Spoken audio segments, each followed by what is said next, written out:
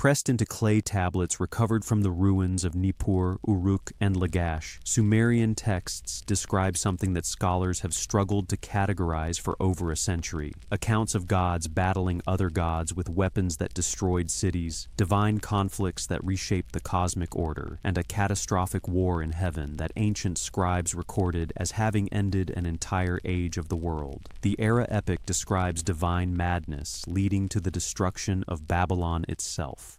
The Lugal-A text details systematic warfare between divine beings for control of cosmic weapons. Lamentation texts from multiple sites describe cities abandoned by their patron gods during what appears to have been a period of unprecedented divine conflict, leaving human populations defenseless before forces they could not resist or understand. These are not minor fragmentary references, but substantial narrative texts, carefully preserved and copied across centuries. Welcome. I'm genuinely glad you're here tonight. However late the hour finds you, ready to explore one of ancient history's most troubling and fascinating mysteries. Thank you for choosing to spend this time examining what Sumerian cuneiform tablets actually preserve about divine warfare, cosmic conflict, and the catastrophic end of what the texts themselves call the Former Age. Scholars have debated these narratives since the first tablets were deciphered in the 19th century. The mainstream interpretation treats them as sophisticated political theology, myths that encoded real conflicts between city-states through divine allegory, explaining military defeats and dynastic collapses through narratives of gods abandoning cities or losing battles to rival deities. This framework explains the texts as literature serving social and political functions, mythology reflecting human power struggles elevated to cosmic scale. But alternative researchers examining the same tablets ask different questions. Why such operational specificity in describing divine weapons and their effects? Why do independent civilizations across the ancient world preserve remarkably similar narratives of catastrophic divine warfare ending previous ages? And why do certain Sumerian accounts include details about environmental catastrophe, celestial disturbances, and wholesale destruction that seem to exceed what purely allegorical political mythology would require? We're not here tonight to settle that debate definitively. Honest scholarship hasn't closed the question in over a century of analysis, and we won't resolve it in a single evening. What we're here to do is explore the actual evidence, the tablets, the archaeological destruction layers, the lamentation literature, the astronomical references, and the haunting question of what could drive an entire civilization to record, preserve, and transmit accounts of their gods turning weapons against each other while the world burned below. These questions reach towards something fundamental about how ancient peoples understood catastrophe, divine power, and the forces that could end entire ages of civilization, whether the war of the gods was mythology, memory, or something between those categories. The Sumerians who recorded it believed it mattered enough to press it into clay and protect it across millennia. Take a breath now, a slow, measured one. Let yourself settle wherever you are. Maybe you're in bed with the darkness close around you. Maybe you're in a quiet room with the day finally released. Whatever the hour, whatever the space, you're exactly where you need to be for this kind of exploration. Let your shoulders drop away from your ears. Let your hands rest. We have time tonight, all the time we need, to travel back to the tablets that speak of divine warfare and the age that ended in ways the texts struggle to fully describe. If this exploration brings you some value, some wonder, perhaps you'd consider leaving a like or subscribing. It helps others find their way to these ancient voices, these questions that connect us across 4,000 years of human wondering about power and catastrophe and what forces govern existence. Thank you. Now then, close your eyes if you'd like. Picture the night sky above ancient Mesopotamia, the same stars that wheel overhead tonight. Imagine the Tigris and Euphrates flowing through darkness, their waters carrying silt from distant mountains, where the texts say some of the divine battles occurred. Somewhere along those rivers, approximately 4,000 years ago, scribes sat in temple archives, pressing reed styluses into damp clay, recording accounts that their teachers had taught them, stories those teachers had learned from earlier generations, traditions reaching back beyond writing's origins into oral transmission whose full antiquity we can only estimate. They wrote of Ninurta battling the cosmic mountain, of Marduk seizing supremacy from Enlil through demonstration of superior power, of Era unleashing destruction so complete that even other gods wept at what he had done, of cities abandoned by their divine protectors during conflicts the human inhabitants could not influence or escape. And they wrote of an age ending, of the world before the war becoming the world after, of discontinuity so profound that later generations would look back and mark it as the boundary between what was and what came after. The tablets that preserve these accounts rest now in museums, their wedge-shaped marks still legible after millennia of burial, and the questions they raise remain as alive as the night they were written. What happened? What were the gods? What ended the age? And why do we still feel compelled to ask? Let us begin, not with the war itself, but with the world that existed before it, the stable order that would shatter, the divine peace that would not hold.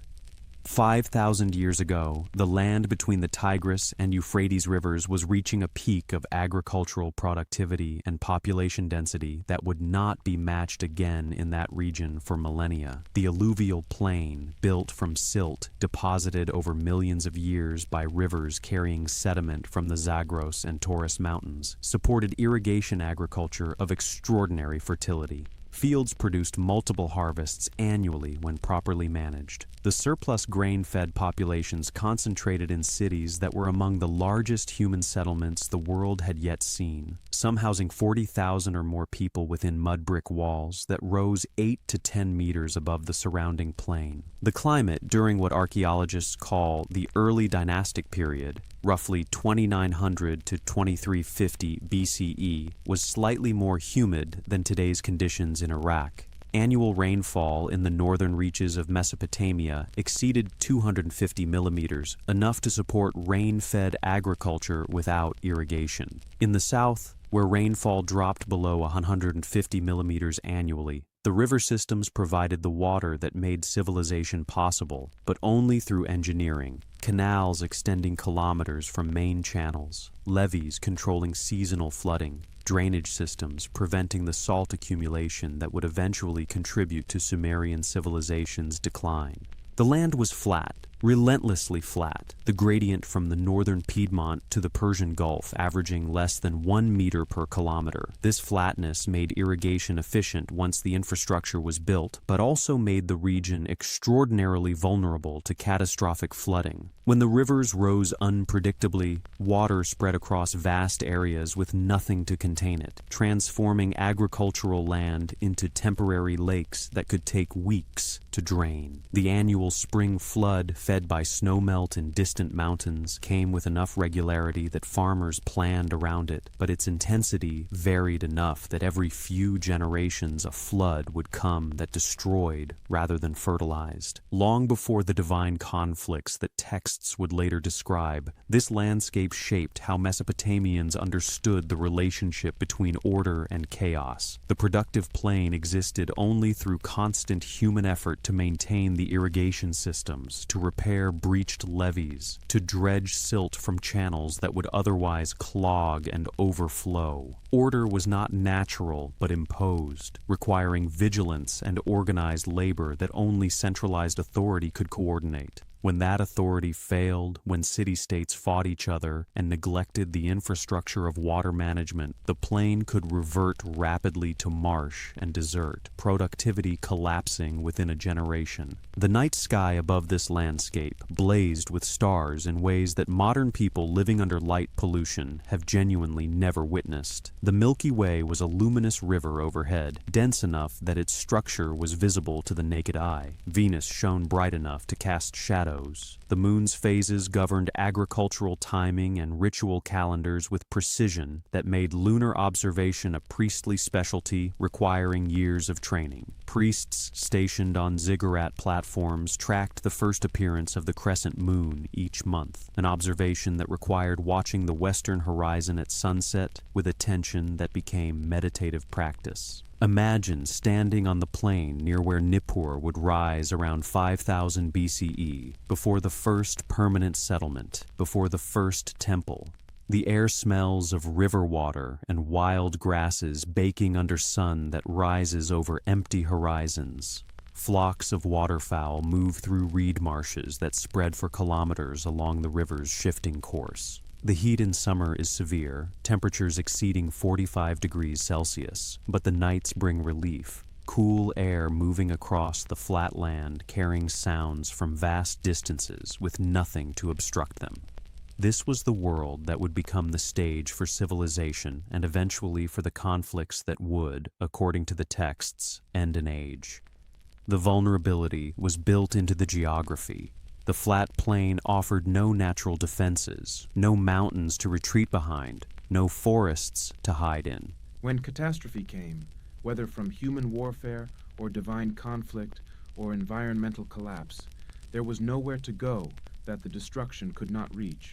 Perhaps the Sumerians' theological emphasis on cosmic order versus chaos reflected this geographical reality. They lived on a plane that required constant effort to remain productive, that could flood catastrophically with little warning, that offered no buffer against forces larger than human control. Their myths consistently describe the world as maintained by divine effort, cosmic order imposed on primordial chaos through ongoing divine labor. This was not abstract philosophy, but reflection of lived experience on a landscape where order was always provisional.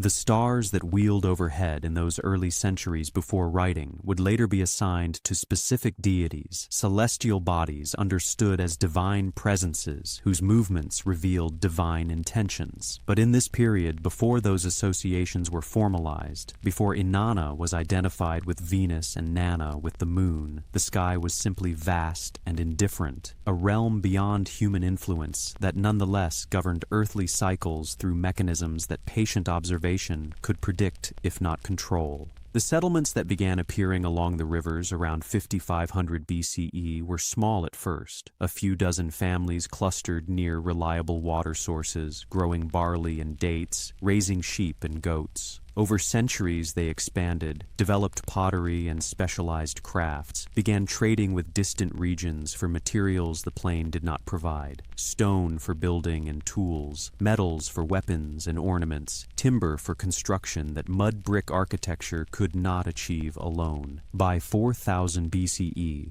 some settlements had grown into towns with populations in the thousands. By 3500 BCE, Uruk had become a true city.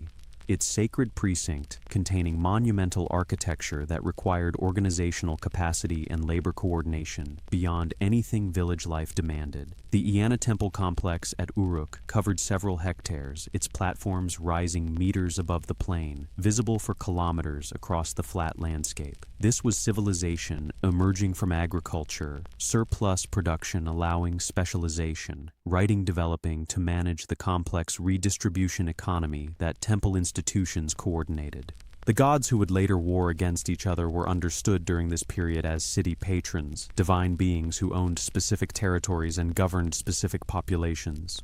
Enlil at Nippur, An at Uruk, Enki at Eridu, each major deity associated with a major city, the divine hierarchy, mirroring and justifying the political hierarchy that was developing as some cities gained dominance over others, through military success, economic control, or sheer population advantage. The peace among these gods, described in the earliest texts as a settled hierarchy with clear divisions of authority and territory, reflected a period when the major city-states maintained relative stability through a balance of power that no single city could overwhelm.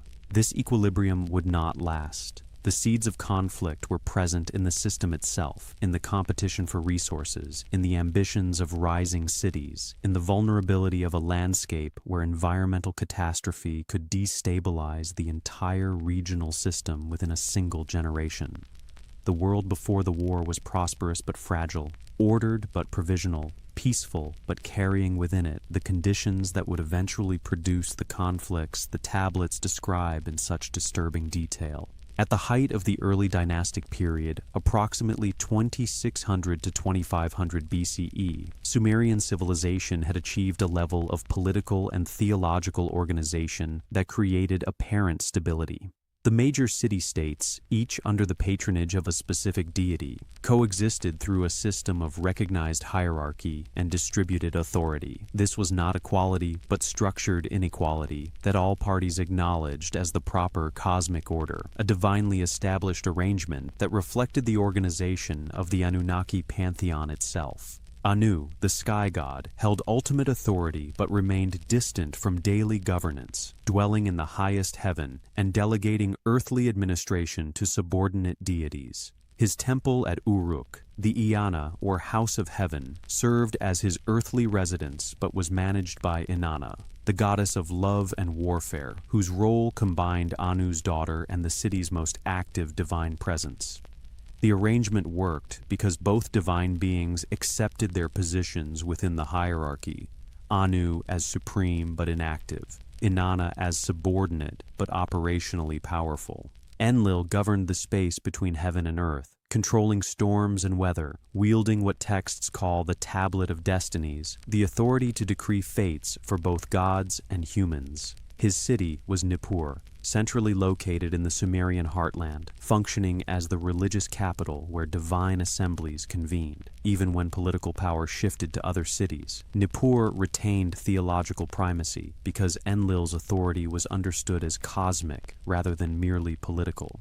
Kings from other cities sought Enlil's sanction before military campaigns, brought tribute to his temple, and accepted that challenges to Nippur's religious centrality constituted challenges to the cosmic order itself. Enki dwelled in the Abzu, the subterranean freshwater ocean from which springs and rivers emerged, governing wisdom, magic, and the technical knowledge that made civilization possible. His city was Eridu, considered the oldest settlement in Sumer, the place where kingship first descended from heaven, according to the Sumerian king list. Enki's relationship with humanity was more direct and beneficent than most Anunnaki, texts consistently portraying him as humanity's advocate, the god who warned the flood hero and preserved knowledge when other gods proposed destruction. His position in the divine hierarchy was subordinate to Enlil, but secure because his domains, water, and wisdom were essential and non-threatening to Enlil's supremacy. The Mi, those cosmic principles or divine powers that governed all aspects of existence, were distributed among the gods according to their natures and responsibilities. Enlil held the Mi of kingship and cosmic authority. Enki possessed the Mi of craftsmanship and sacred knowledge. Inanna controlled the Mi of warfare and sexual desire. Nin-Hursag, the mother goddess, governed the Mi of birth and creation. This distribution prevented any single deity from accumulating total power, while ensuring that all essential cosmic functions were managed by beings whose natures suited their assignments. Temple hymns from the III period, approximately 2100 to 2000 BCE but preserving earlier traditions, describe this divine order using language that emphasizes stability and permanence. The gods are described as having received their positions from time immemorial, their authority established when heaven and earth were separated, their domains assigned before humans were created. The rhetoric insists on eternal, unchanging hierarchy as the natural state of divine and earthly affairs. Archaeological evidence from this period shows the material prosperity that this theological and political stability enabled. Cities expanded, monumental architecture proliferated, trade networks extended from the Indus Valley in the east to Anatolia in the north to Egypt in the southwest. The royal cemetery at Ur, dated to approximately 2600 BCE, contained grave goods of extraordinary wealth. Golden vessels, lapis lazuli jewelry, elaborate musical instruments, and evidence of retainer sacrifice on a scale that demonstrated both the resources major cities commanded and the absolute authority kings exercised as divine representatives. This was civilization at a peak of confidence, a period when the system appeared to be functioning as it was designed to function. The gods were in their proper places. The cities they patronized prospered under their protection. The cosmic order described in mythology aligned with the political order visible in daily life. Kings ruled with divine sanction. Priests mediated between divine and human realms with procedures refined across generations. Farmers worked land that the gods owned and received portions of the harvest as the gods' redistribution. Everything had its place. Yet tensions existed beneath this apparent harmony, tensions that texts from slightly later periods reveal retrospectively. The me that Enki possessed were not merely his to hold, but were valuable enough that Inanna considered stealing them, an act described in the myth of Inanna and Enki, where the goddess tricks her uncle into giving her the divine powers through excessive beer consumption. The text treats this as clever acquisition rather than theft, but the underlying logic acknowledges that divine power was transferable, that the cosmic order could be rearranged through cunning or force, that the hierarchy was maintained through ongoing assertion rather than being truly immutable.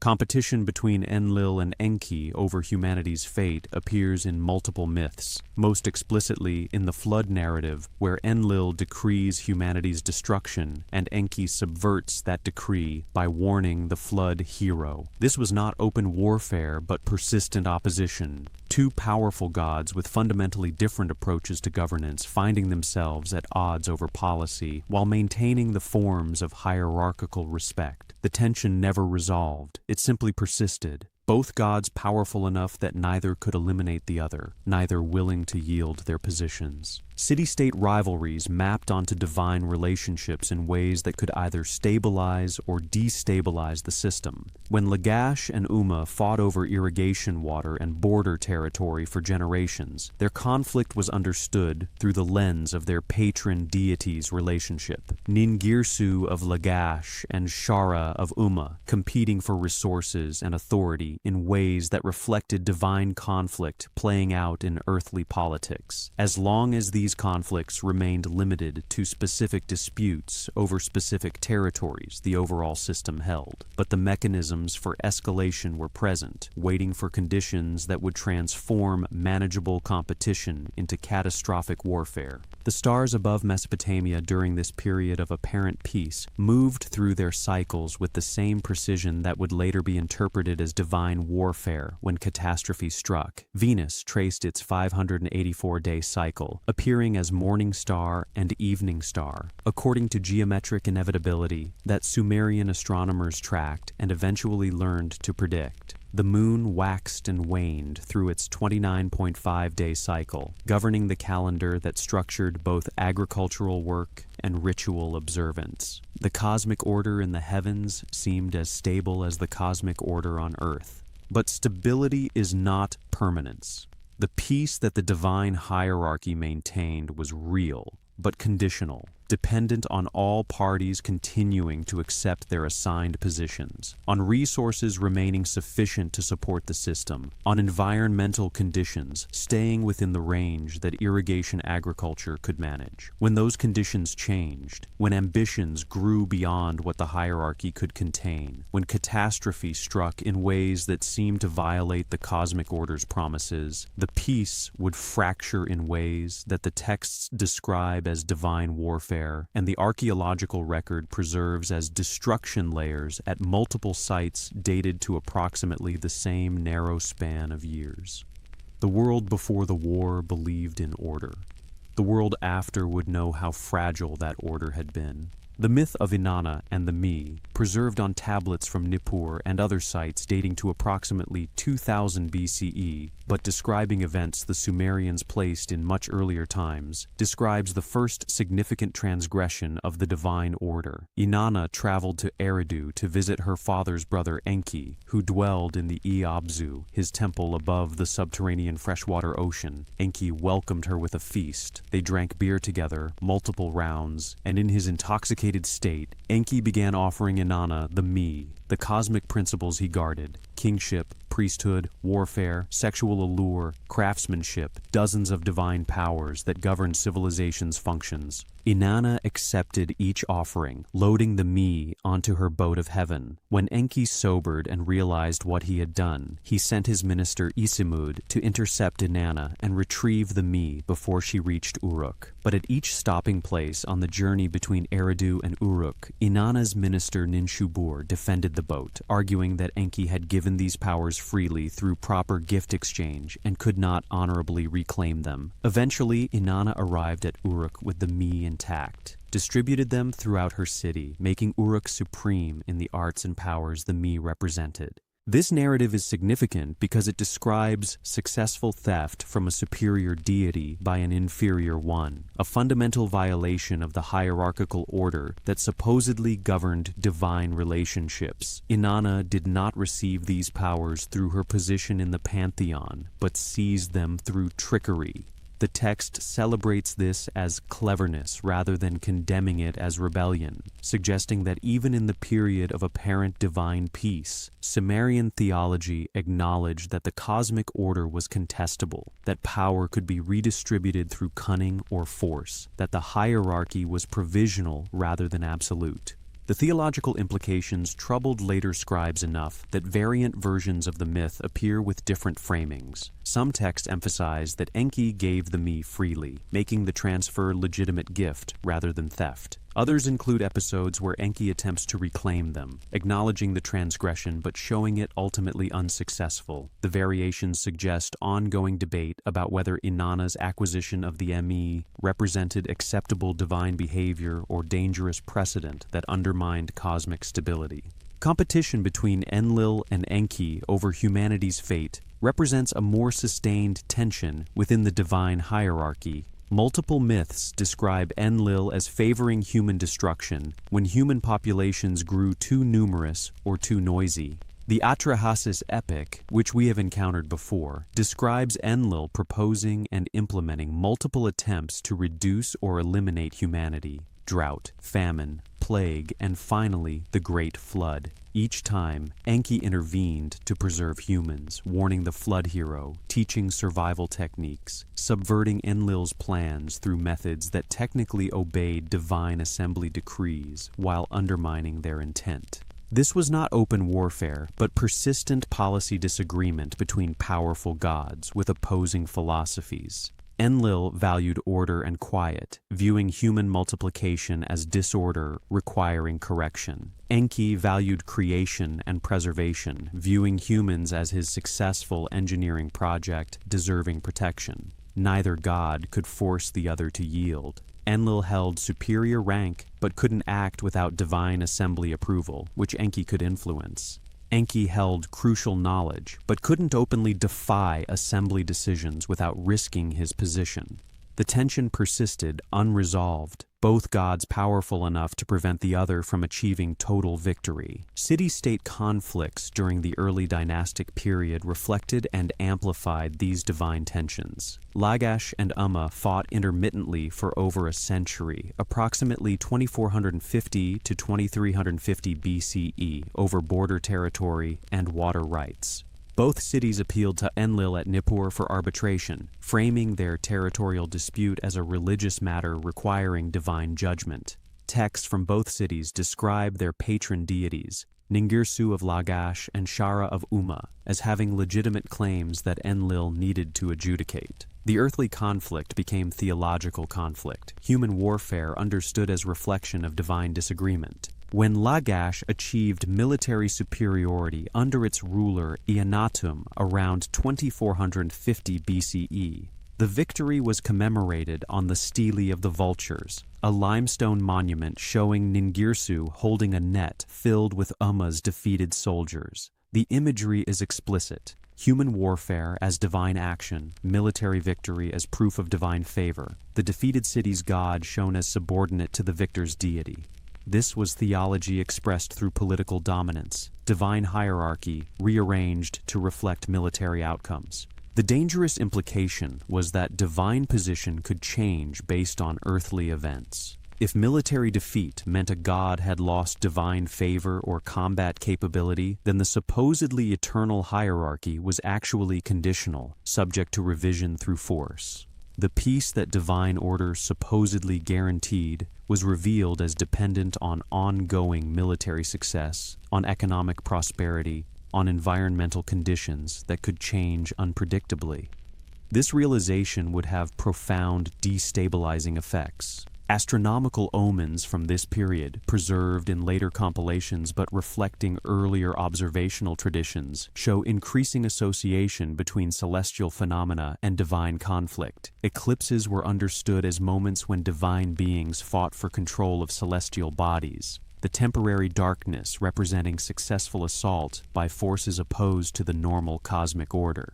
Planetary conjunctions, moments when two planets appeared close together in the night sky, were interpreted as gods meeting for negotiation or approaching for battle, the outcome determining earthly fates in ways that required priestly interpretation to understand. Taking a breath here, letting the accumulation settle.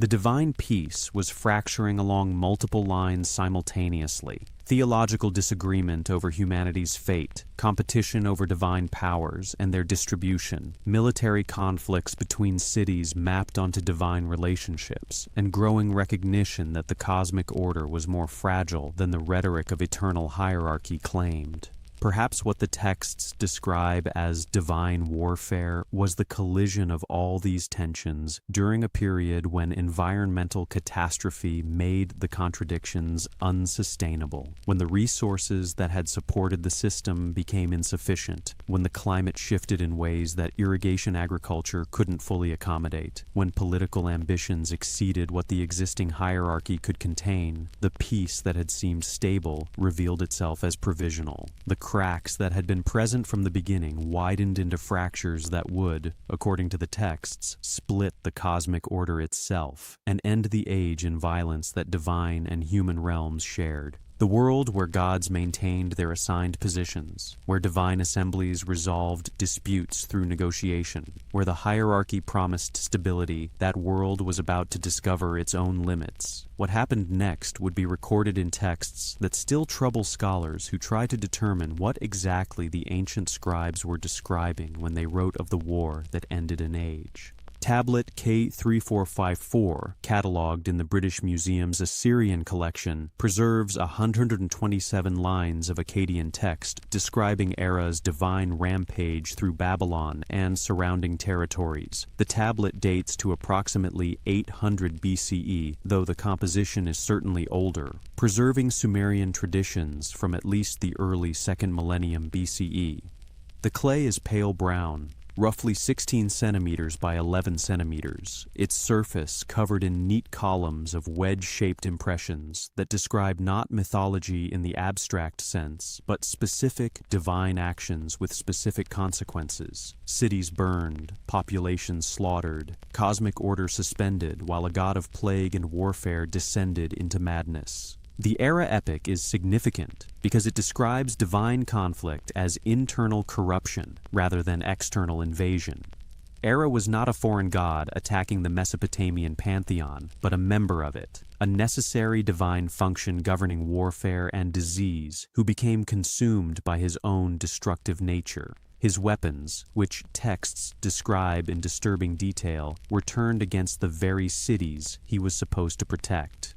Babylon itself, Marduk's city and the cosmic center of later Babylonian theology, became Era's primary target after he tricked Marduk into temporarily leaving to have his divine regalia cleaned. The language is direct. Era made the country into desolation, slaughtered the righteous and the wicked, split families apart, filled the rivers with corpses. These are not poetic embellishments, but systematic descriptions of what divine warfare produced when a god's nature exceeded the restraints that cosmic order imposed. The text treats this as having actually occurred, as explaining specific historical catastrophes that Babylon experienced, as theological reality rather than purely symbolic narrative. Other tablets from Nineveh, recovered during Austin Henry Layard's excavations between 1845 and 1851, preserve the Lugal-A text, a Sumerian composition describing Ninurta's military campaign against the cosmic mountain Kur. The text is older than the era epic, dating in its standard form to approximately 2000 BCE. But the narrative it preserves may reach back several centuries earlier. Ninurta, warrior god and son of Enlil, wages systematic warfare against rebellious stones and mountains that have challenged divine authority, subjugating them through combat and reorganizing cosmic geography according to divine will. The Lugal-A describes divine weapons with specificity that has troubled scholars attempting purely symbolic interpretation. Ninurta wields the Sharur, a mace described as capable of speech, as able to fly independently to scout enemy positions, as possessing its own will and intelligence while serving Ninurta's commands. The text says it speaks with Ninurta, flies to the rebel lands, strikes down the insubordinate. Whether this represents poetic personification of an ordinary weapon or description of something more sophisticated remains genuinely debated. The Anzu myth, preserved in multiple versions across Sumerian, Akkadian, and later Babylonian sources, describes theft of the Tablet of Destinies from Enlil by the divine bird Anzu. This theft temporarily suspended cosmic order because the Tablet of Destinies conferred the authority to decree fates, to make pronouncements that bound both gods and humans. Multiple gods attempted to recover it through combat and failed before Ninurta succeeded through a combination of military prowess and strategic cunning. The narrative treats the tablet not as abstract symbol of authority, but as physical object whose possession conveyed actual power, whose loss created actual cosmic crisis. Dating these divine warfare narratives requires triangulating textual evidence, archaeological context, and linguistic analysis.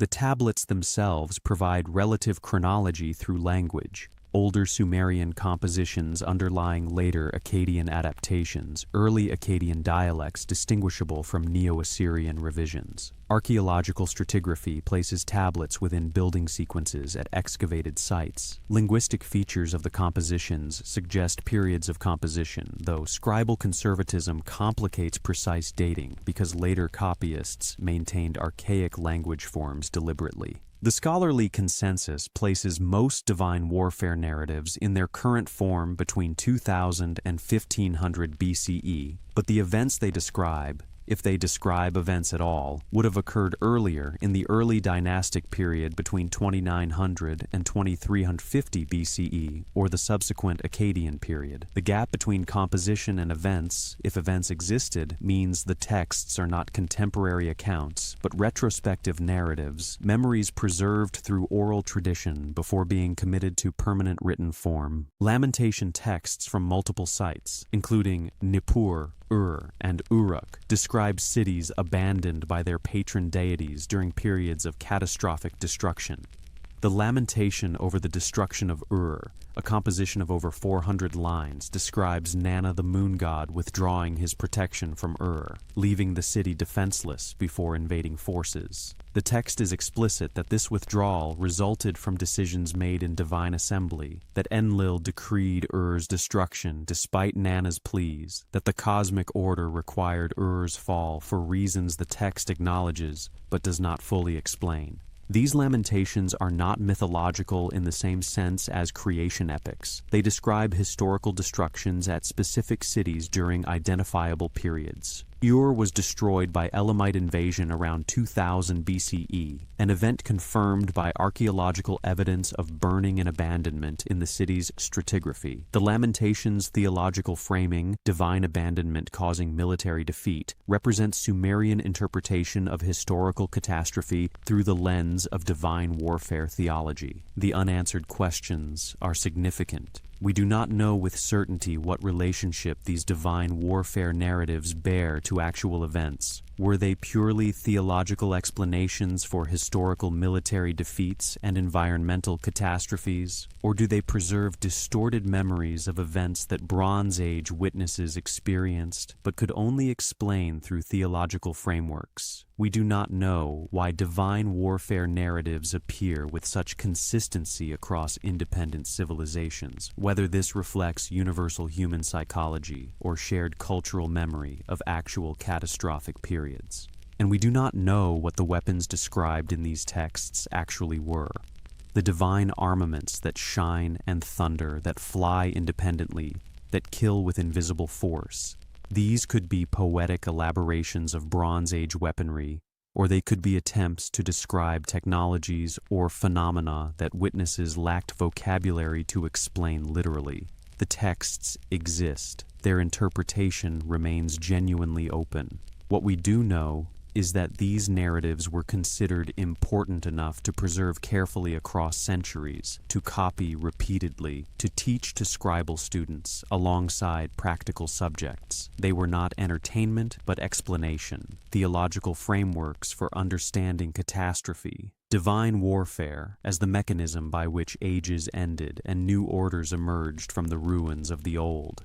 Cuneiform texts describing divine weapons use language that oscillates between recognizable military terminology and descriptions that resist easy categorization. The Sharur, Ninurta's mace, is described with attributes that exceed what bronze or even iron implements could possess. The weapon speaks, offering tactical advice to its wielder. It flies independently to scout enemy territory, returning with intelligence about defensive positions and troop strength. It radiates milam, a Sumerian term typically translated as divine radiance or terrifying aura, an emanation that causes enemies to flee before physical contact occurs. The milam deserves particular attention because it appears consistently across divine warfare narratives as a weapon in itself, not merely an attribute of divine beings, but a force that could be projected, concentrated, and directed toward specific targets. Texts describe gods wearing milam like armor, sending forth milam against enemies, overwhelming opponents with milam that caused paralysis or terror before conventional weapons struck. The substance or force that milam represented remains genuinely unclear, despite over a century of scholarly analysis. Mainstream interpretation treats milam as theological concept, the overwhelming presence of divine power made manifest as psychological effect on those who encountered it. From this view, milam represents the experience of facing forces vastly superior to human capacity, the terror and paralysis that accompany recognition of one's absolute powerlessness. The weapon is psychological rather than physical, but no less real in its effects for being mental rather than material. Alternative interpretations note the operational specificity with which texts describe milam deployment. It could be increased or decreased in intensity. It could be directed at specific targets while leaving others unaffected. It required conscious activation rather than being passively present. These characteristics suggest something more systematic than general divine presence, something closer to a directed energy weapon or radiation effect that Bronze Age witnesses could describe only through theological vocabulary available to them. The 50 great powers that Marduk wielded after defeating Tiamat in the Enuma Elish included weapons whose descriptions trouble simple identification with known Bronze Age armaments. Among them, the Imhulu wind, described as a tempest contained and directed by Marduk's will, capable of inflating Tiamat's body until she burst. The evil wind, which entered through Tiamat's mouth and prevented her from closing her jaws, keeping her vulnerable to Marduk's arrow. The lightning bolt and the mace and the bow, conventional weapons given divine attributes that exceeded normal physical limitations.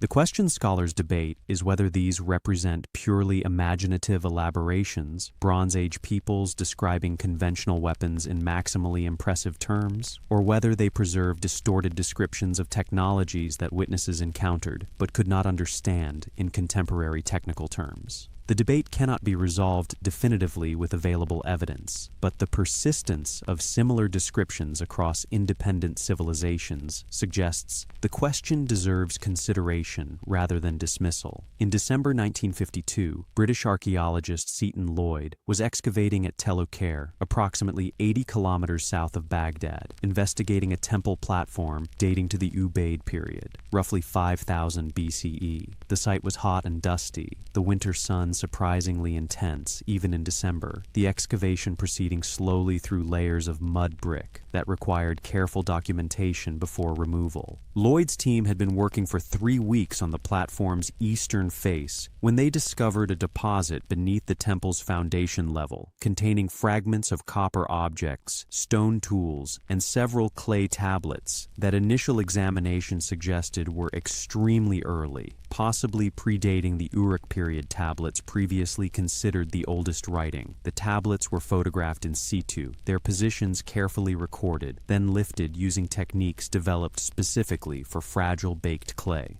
Once cleaned in the expedition house's makeshift conservation area, one tablet revealed cuneiform marks that seemed to describe a weapon of heaven that flashed and burned and left stones as sand. The language was archaic Sumerian. The signs formed in ways that later scribal tradition had standardized differently, suggesting genuine antiquity rather than later composition in deliberately archaic style. Lloyd sent photographs to Samuel Noah Kramer at the University of Pennsylvania, one of the few scholars who could read such early Sumerian. Kramer's response arrived 6 weeks later. The tablet appeared genuine, its content describing what might be divine warfare or might be metaphorical description of storms, the ambiguity inherent to the archaic language's limited precision. The tablet's significance was its date, potentially pushing written references to divine weapons back several centuries earlier than previously documented, but its content remained interpretively open. The implications troubled Lloyd enough that he published the finding with extensive caveats, noting that single tablets discovered in foundation deposits might represent later insertions, that the context did not definitively establish the date, that extraordinary claims required extraordinary evidence that one fragmentary text could not provide. The tablet remains in the Iraq Museum, catalogued but not definitively interpreted. One more piece of evidence that the divine warfare narratives were considered important enough to preserve in writing from the very earliest periods when writing itself was being developed. Cities destroyed during divine warfare, according to the texts, showed specific patterns of destruction. The Lamentations describe fires burning with unusual intensity, heat sufficient to vitrify mud brick into glass-like substance, destruction exceeding what normal warfare with Bronze Age technology could produce. Scholars have debated whether these descriptions represent poetic exaggeration, actual use of advanced incendiary techniques like naphtha-based fires, or something else that witnesses could describe only through comparison to divine fire. Archaeological evidence at sites including Uruk, and Lagash shows destruction layers dated to approximately 2000 to 1900 BCE containing evidence of intense burning. Mud brick in these layers sometimes shows partial vitrification, the surface melted and resolidified in ways that require temperatures exceeding 1100 degrees Celsius. Whether this resulted from prolonged burning with accumulated combustible materials or from some more intense heat source remains debated, the archaeological evidence confirming unusual heat intensity without definitively explaining its cause. The weapons described in divine warfare texts were not merely military implements, but cosmic instruments that could reshape geography, destroy cities, and end ages. Whether they were real in some technological sense, whether they were metaphorical expressions of natural catastrophes like earthquakes or volcanic activity, or whether they represented Bronze Age attempts to describe forces they had witnessed but could not explain through available frameworks, remains one of the genuinely unresolved questions in Mesopotamian studies. What the texts make clear is that the gods who wielded these weapons were not constrained by human limitations, that divine warfare operated according to rules different from human combat, and that the consequences of divine conflict extended beyond battlefield casualties to include cosmic restructuring, environmental catastrophe, and the ending of entire ages of civilization. Around 2000 BCE, the city of experienced catastrophic destruction documented in both textual and archaeological records with unusual completeness. The third dynasty of which had ruled southern Mesopotamia for over a century, collapsed under invasion by Elamite forces from the east. The city was sacked, its population killed or enslaved, its temples burned, its walls breached. The event marked the end of the last native Sumerian dynasty, the transition from Sumerian to Amorite dominance in Mesopotamia, and what texts describe as the moment when the gods abandoned their cities and the age ended. The lamentation over the destruction of preserves the theological interpretation of this historical event in a composition that scholars date to shortly after the destruction, making it one of the few ancient texts that is nearly contemporary with the catastrophe it describes. The lamentation is not brief mourning, but extended theological processing, over 400 lines examining what the destruction meant in cosmic terms, how the divine order could permit such catastrophe, and what humanity's relationship to the gods became in the aftermath. The text begins by describing Nana, the moon god, attempting to prevent the destruction through appeal to the divine assembly. He travels to Enlil at Nippur, pleads for preservation, argues that the city has been faithful and deserves divine protection. Enlil refuses.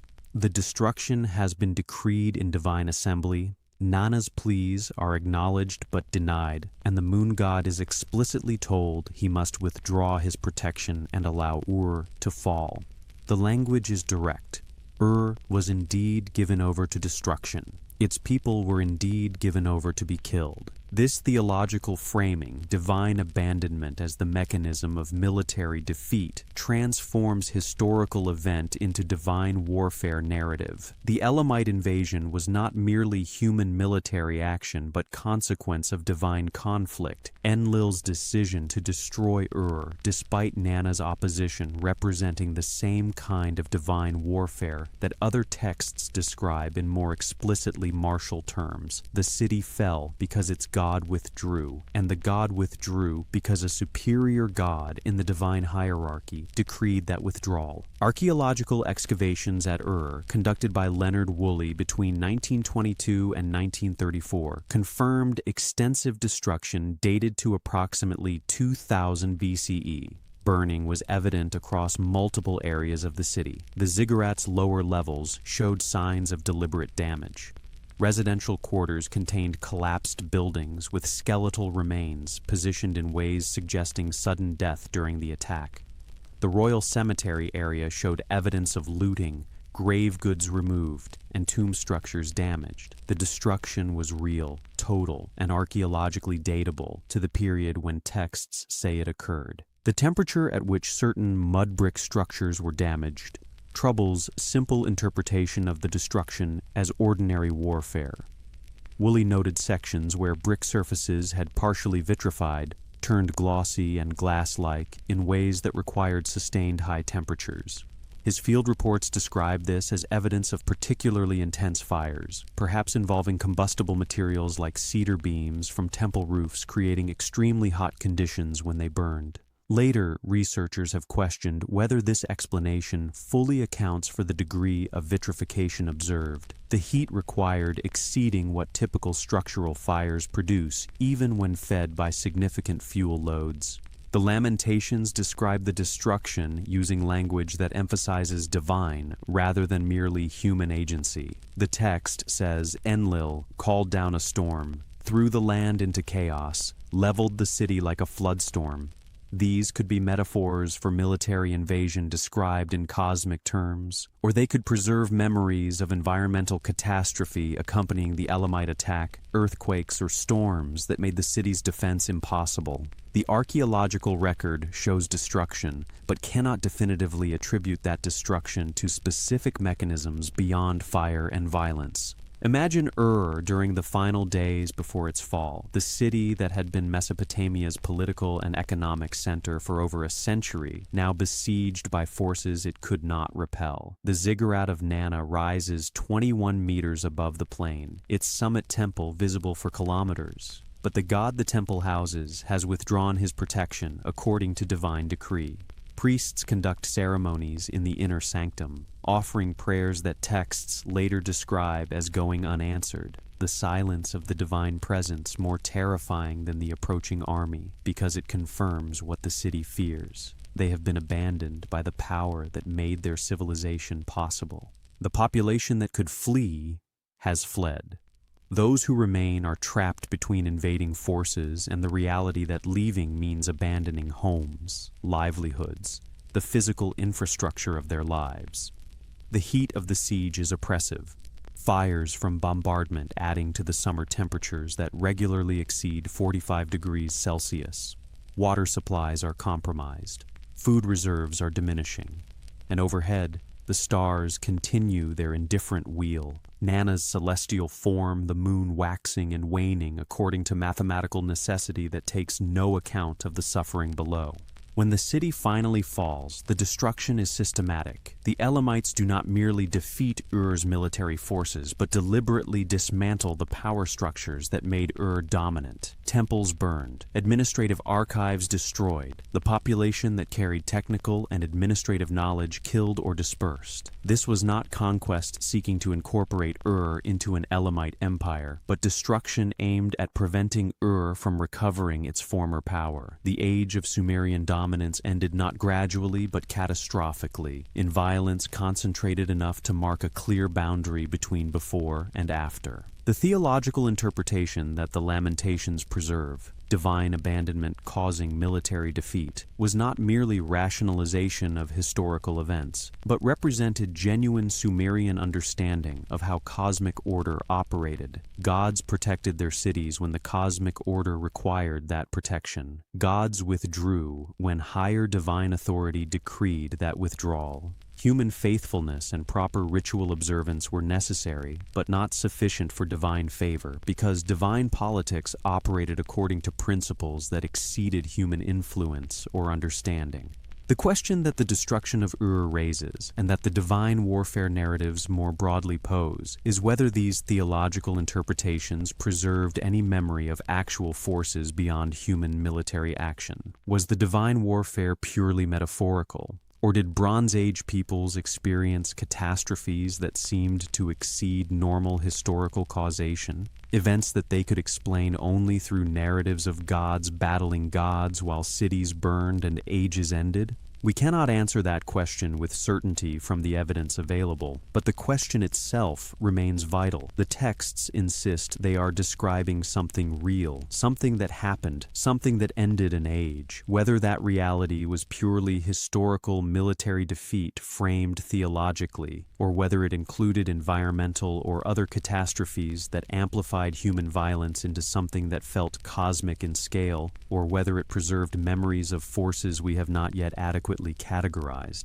The Sumerians who survived recorded what they believed they had witnessed. The gods went to war, the cities fell, and the world after was different from the world before. In the centuries following the destruction of Ur, around 2000 BCE, political power in Mesopotamia shifted northward to Babylon, a city that had been relatively minor during the Sumerian period, but would become the dominant force in the region for the next 2500 years. This political transformation required theological justification, a restructuring of the divine hierarchy to reflect earthly realities. The result was the Enuma Elish, Babylon's creation epic, which scholars date to approximately 1100 BCE in its standard form, but which preserves and transforms much older Sumerian cosmological traditions. The Enuma Elish describes Marduk's rise to supremacy as earned through military prowess, rather than inherited through hierarchical position, when Tiamat, the primordial saltwater ocean, threatened to destroy the younger gods in revenge for the death of her consort Apsu.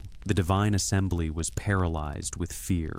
Multiple gods refused to face her, recognizing that her power exceeded their individual capabilities. Marduk, son of Ea, the Babylonian name for Enki, offered to confront Tiamat on one condition. If he succeeded, he would be elevated to kingship over all gods, his word becoming law, his authority absolute and unquestioned. The divine assembly accepted these terms. They had no alternative. Tiamat's army of monsters and dragons threatened their existence, and Marduk was the only god willing and capable of facing her. What followed was not negotiation or compromise, but warfare of cosmic scale. Marduk employing the 50 great powers he had assembled, weapons and divine forces that exceeded anything the older gods possessed. He captured Tiamat in a net, drove fierce winds into her belly until she inflated, then shot an arrow down her throat that pierced her heart and split her in half. From Tiamat's corpse, Marduk created the ordered cosmos. Half her body became the sky, half became the earth. From the blood of Kingu, her war leader, mixed with clay, Marduk fashioned humanity to serve the gods and free them from labor. The other gods, grateful for their deliverance and impressed by Marduk's power, built him Babylon as his earthly dwelling and confirmed his supremacy through formal proclamation in divine assembly. This narrative accomplished multiple theological objectives simultaneously. It explained creation through violence, order emerging from the defeat of chaos. It justified Marduk's supremacy over older Sumerian deities like Enlil and An by demonstrating superior capability earned through actual combat rather than merely inherited rank. And it established Babylon as cosmic center, the place where divine kingship was confirmed, where humanity was created, where the ordered universe was organized according to principles that Marduk's victory had established. But the narrative also describes divine warfare as the mechanism of cosmic restructuring. Marduk's rebellion against the existing hierarchy succeeding because he possessed superior power and because the older gods could not maintain order without accepting his terms. This was revolution legitimated through military victory, the divine hierarchy revealed as contingent rather than eternal, subject to revision when gods with sufficient power challenged the existing arrangement and won. The political message was unmistakable. Babylon deserved dominance because its patron god had proven superior to the older deities of Sumerian cities. Hammurabi, who ruled Babylon from approximately 1792 to 1750 BCE and conquered most of Mesopotamia during his reign, claimed authority derived from Marduk's cosmic supremacy. His famous law code, inscribed on a diorite stele now in the Louvre Museum in Paris, begins with a prologue describing Marduk as supreme god and Hammurabi as his chosen earthly representative. Kingship granted through divine selection that reflected the cosmic order Marduk had established through defeating Tiamat. The older cities resisted this theological revision in ways that texts only partially preserve. Nippur, Enlil's sacred city, maintained its religious prestige even as political power shifted to Babylon. Temple archives from Nippur show Babylonian kings providing substantial offerings to Enlil's shrine, maintaining the appearance of continuity even while asserting Marduk's supremacy in formal theology. This was compromise, face-saving incorporation of older tradition into new political framework that acknowledged Enlil's importance while subordinating him to Marduk in the revised cosmic hierarchy. Imagine the ceremony when Hammurabi's law code was first installed in Babylon's main temple around 1750 BCE. The stele stands 2.25 meters tall, black diorite carved with exceptional precision, its top showing Hammurabi receiving symbols of authority from the seated god Shamash. Below this image, 282 laws are inscribed in Akkadian cuneiform, the script so fine that reading it requires close examination even in good light. The installation ceremony would have included proclamation of Marduk's supremacy, recitation of the Enuma Elish or portions of it, and formal acknowledgement by representatives from subject cities that Babylon's dominance reflected cosmic reality rather than merely military conquest. The stars above Babylon during this period of Marduk's theological ascendancy included Jupiter, the planet that Babylonian astronomers associated with Marduk himself, moving through its 12-year orbital cycle with mathematical precision that priests tracked and interpreted as Marduk's celestial manifestation. Venus, Ishtar's planet, traced its 584-day pattern between morning and evening appearances. The goddess, who was both Marduk's ally and potential rival, maintaining her independent power even within Babylon's theological framework. The astronomical observations that Babylonian priests conducted became increasingly sophisticated during this period, not merely tracking planetary positions, but developing mathematical models that could predict celestial phenomena years in advance.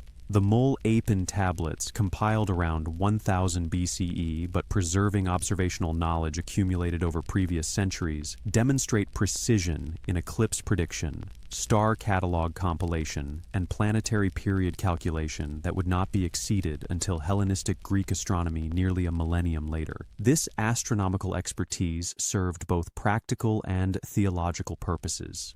Knowing when eclipses would occur allowed priests to prepare appropriate rituals, to warn the king of threatening omens, to demonstrate divine favor through accurate prediction of celestial events. But it also reinforced the theological claim that Babylon understood cosmic order better than rival cities, that Marduk's supremacy was reflected in the heavens themselves, that the new arrangement was cosmically legitimate rather than merely militarily imposed.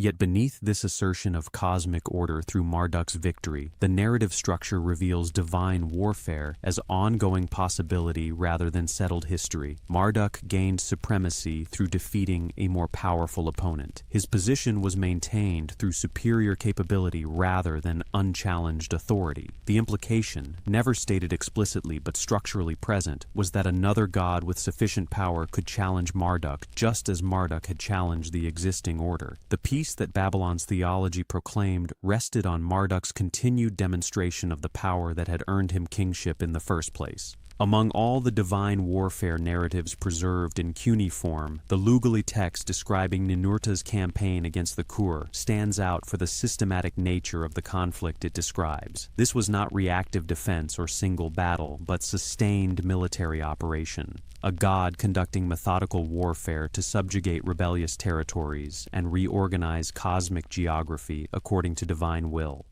The text, preserved in multiple copies from sites including Nippur and Ur, describes Ninurta as warrior god par excellence, son of Enlil, embodiment of disciplined violence serving cosmic order. The Kur, variously translated as mountain, foreign land, or underworld, had rebelled against divine authority. The text is not explicit about what form this rebellion took, but the consequences were clear. Cosmic order was threatened, proper hierarchy was violated, and military intervention was required to restore the arrangement that the gods had established. Ninurta, equipped with his speaking mace the Sharur and an array of other divine weapons, launched a campaign that would systematically defeat every rebellious element and reorganize the defeated territories into submission. The Lugali describes this campaign in remarkable detail. Ninurta confronts and defeats individual mountains and stones, each named and characterized, each offering different resistances that Ninurta overcomes through appropriate tactics. Some submit immediately upon recognizing his power. Others resist and are destroyed. Some attempt negotiation and are granted favorable terms. Others try deception and are punished with permanent degradation. The text treats these as actual entities with individual agency rather than as purely geographical features, mountains and stones as divine or semi-divine beings whose proper place in the cosmic hierarchy Ninurta was enforcing through military action.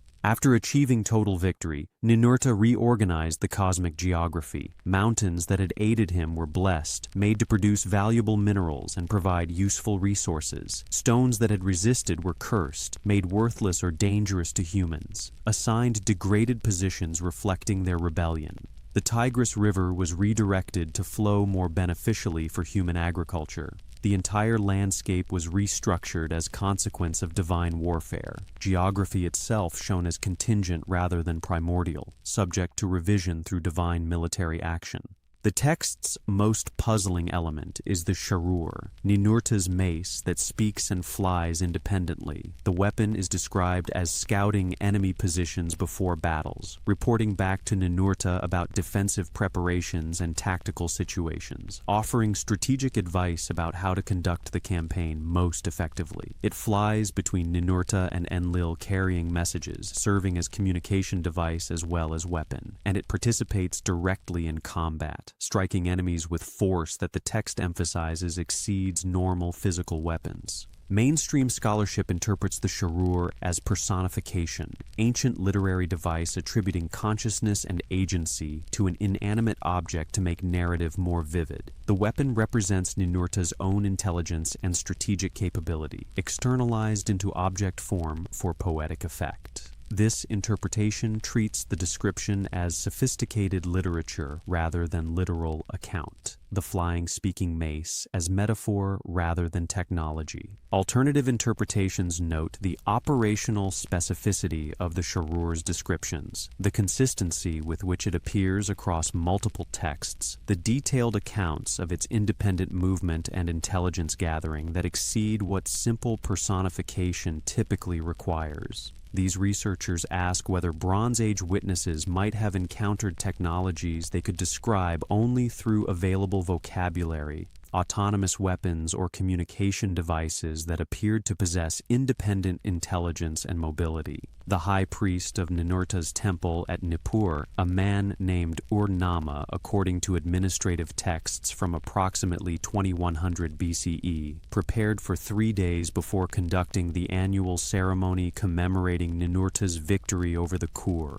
He fasted, bathed in purified water at prescribed intervals, and reviewed the ritual procedures with senior temple staff to ensure the ceremony would be conducted precisely according to tradition. On the morning of the ceremony, Ur-Nama entered the temple's inner sanctum before dawn, carrying a bronze vessel containing water from the Tigris mixed with specific aromatic resins. The air in the chamber was cool despite the summer heat outside. Limestone walls, 60 centimeters thick, maintaining stable temperature.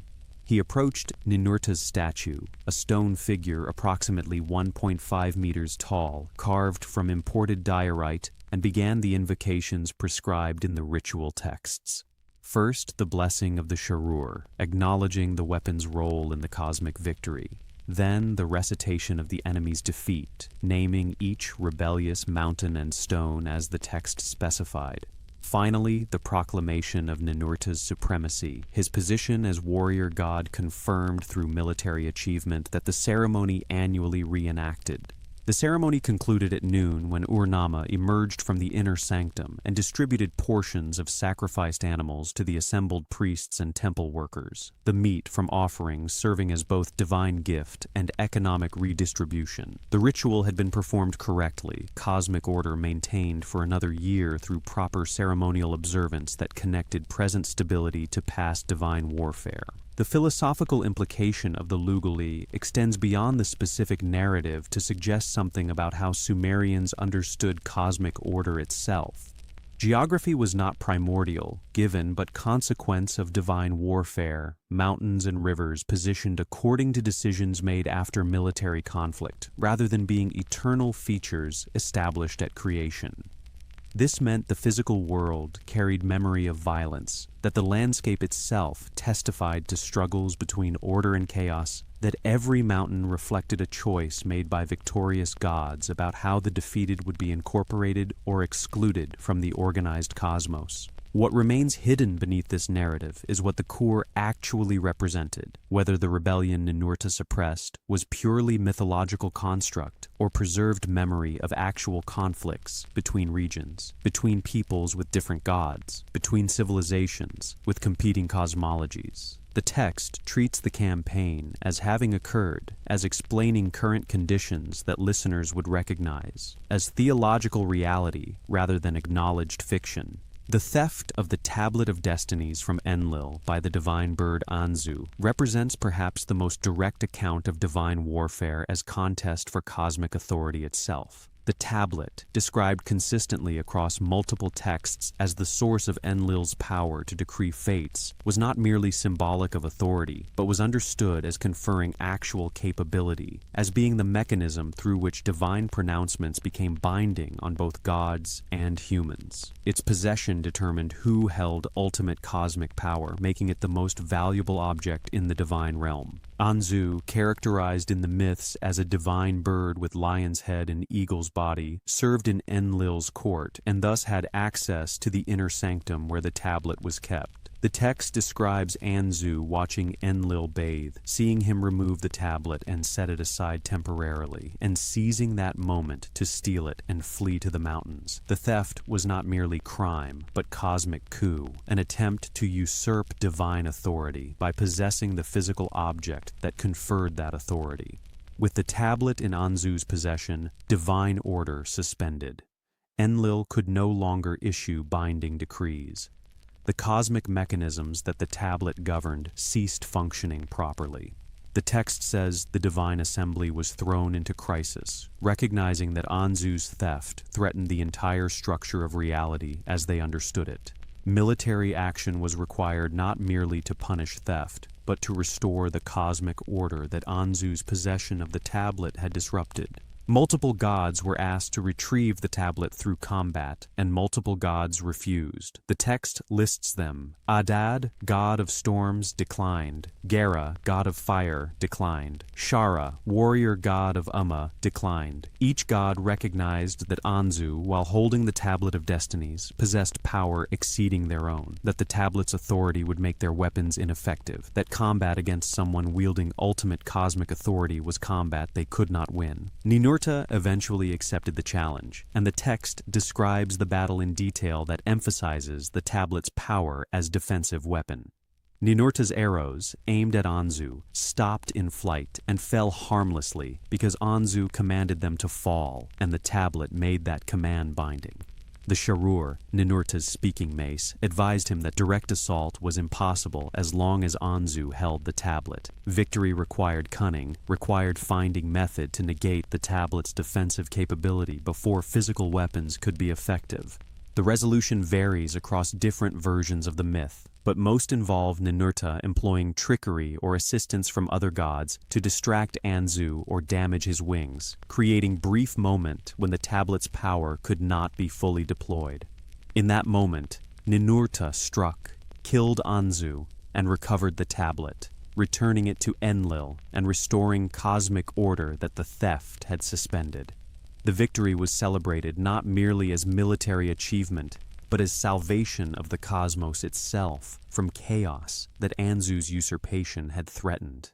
The Tablet of Destinies appears in multiple Mesopotamian myths, always as physical object rather than abstract authority, always as possessing actual power rather than merely symbolizing it. Its theft by Anzu was not the only time it changed hands. Marduk's elevation to supremacy in the Enuma Elish involved receiving the tablet from Anu, formal transfer of authority confirmed through possession of the physical object. Texts describe it being kept in specific locations within temples, guarded by specific divine beings, treated as artifact requiring protection, rather than merely theological concept. What was the Tablet of Destinies? Mainstream scholarship treats it as mythological representation of cosmic authority, the physical object serving as concrete symbol of abstract power, the tablet's possession equating to rightful rule. This interpretation acknowledges the text's insistence that the tablet was physical, but argues that ancient peoples thought through concrete objects rather than abstract principles, that divine authority required tangible representation to be comprehensible. Alternative interpretations ask whether the tablet might have been actual artifact, possibly containing encoded information or serving technological function that Bronze Age witnesses could describe only as decree of fates. Some researchers note the consistency with which texts describe the tablet's specific capabilities. It made pronouncements binding. It controlled cosmic mechanisms. It defended its possessor from weapons. These are operational descriptions that might reference technology rather than merely symbolizing authority. We may never know what the Tablet of Destinies actually was, whether it was purely theological construct or preserved memory of artifact whose function we have not adequately explained. But the myth's persistence, its appearance across centuries of Mesopotamian literature with consistent core elements, suggests it addressed something Mesopotamians considered fundamentally important about the nature of authority, about what makes power legitimate, about the relationship between physical possession and cosmic right. The divine warfare surrounding the tablet, multiple gods fighting to possess or recover it across different myths, reveals that cosmic authority in Mesopotamian theology was contestable rather than absolute, that even supreme gods like Enlil could lose the source of their power through theft or combat, that the cosmic order was maintained through ongoing assertion rather than being permanently settled. This understanding would have profound implications for how Mesopotamians experienced their own political upheavals, their cities' defeats, their gods' apparent failures to protect them. When divine beings fought, human populations became collateral. This was not incidental to Mesopotamian theology, but central to it. The understanding that cities existed in relationships with patron deities whose protection could be withdrawn, whose conflicts with other gods could result in human populations being abandoned to military defeat, environmental catastrophe, or divine punishment that made no distinction between righteous and wicked.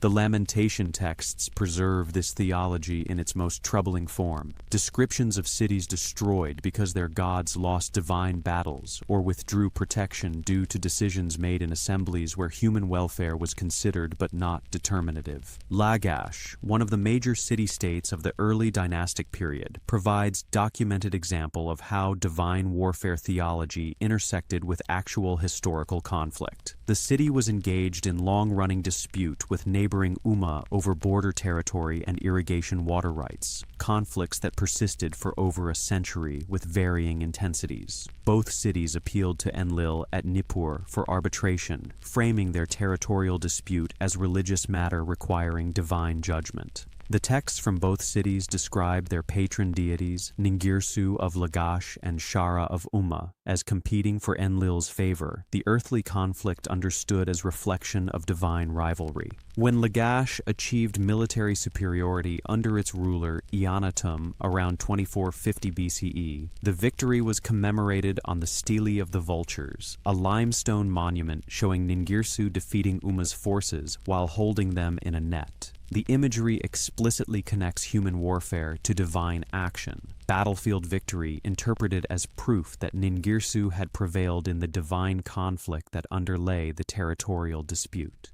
Umma's defeat was not merely military failure, but theological confirmation that Shara had been subordinated to Ningirsu in the cosmic hierarchy. But this theological interpretation created profound instability when fortunes reversed. When Umma later defeated Lagash in battles during the 24th century BCE, the victory required theological explanation that acknowledged Shara's superiority or Ningirsu's withdrawal.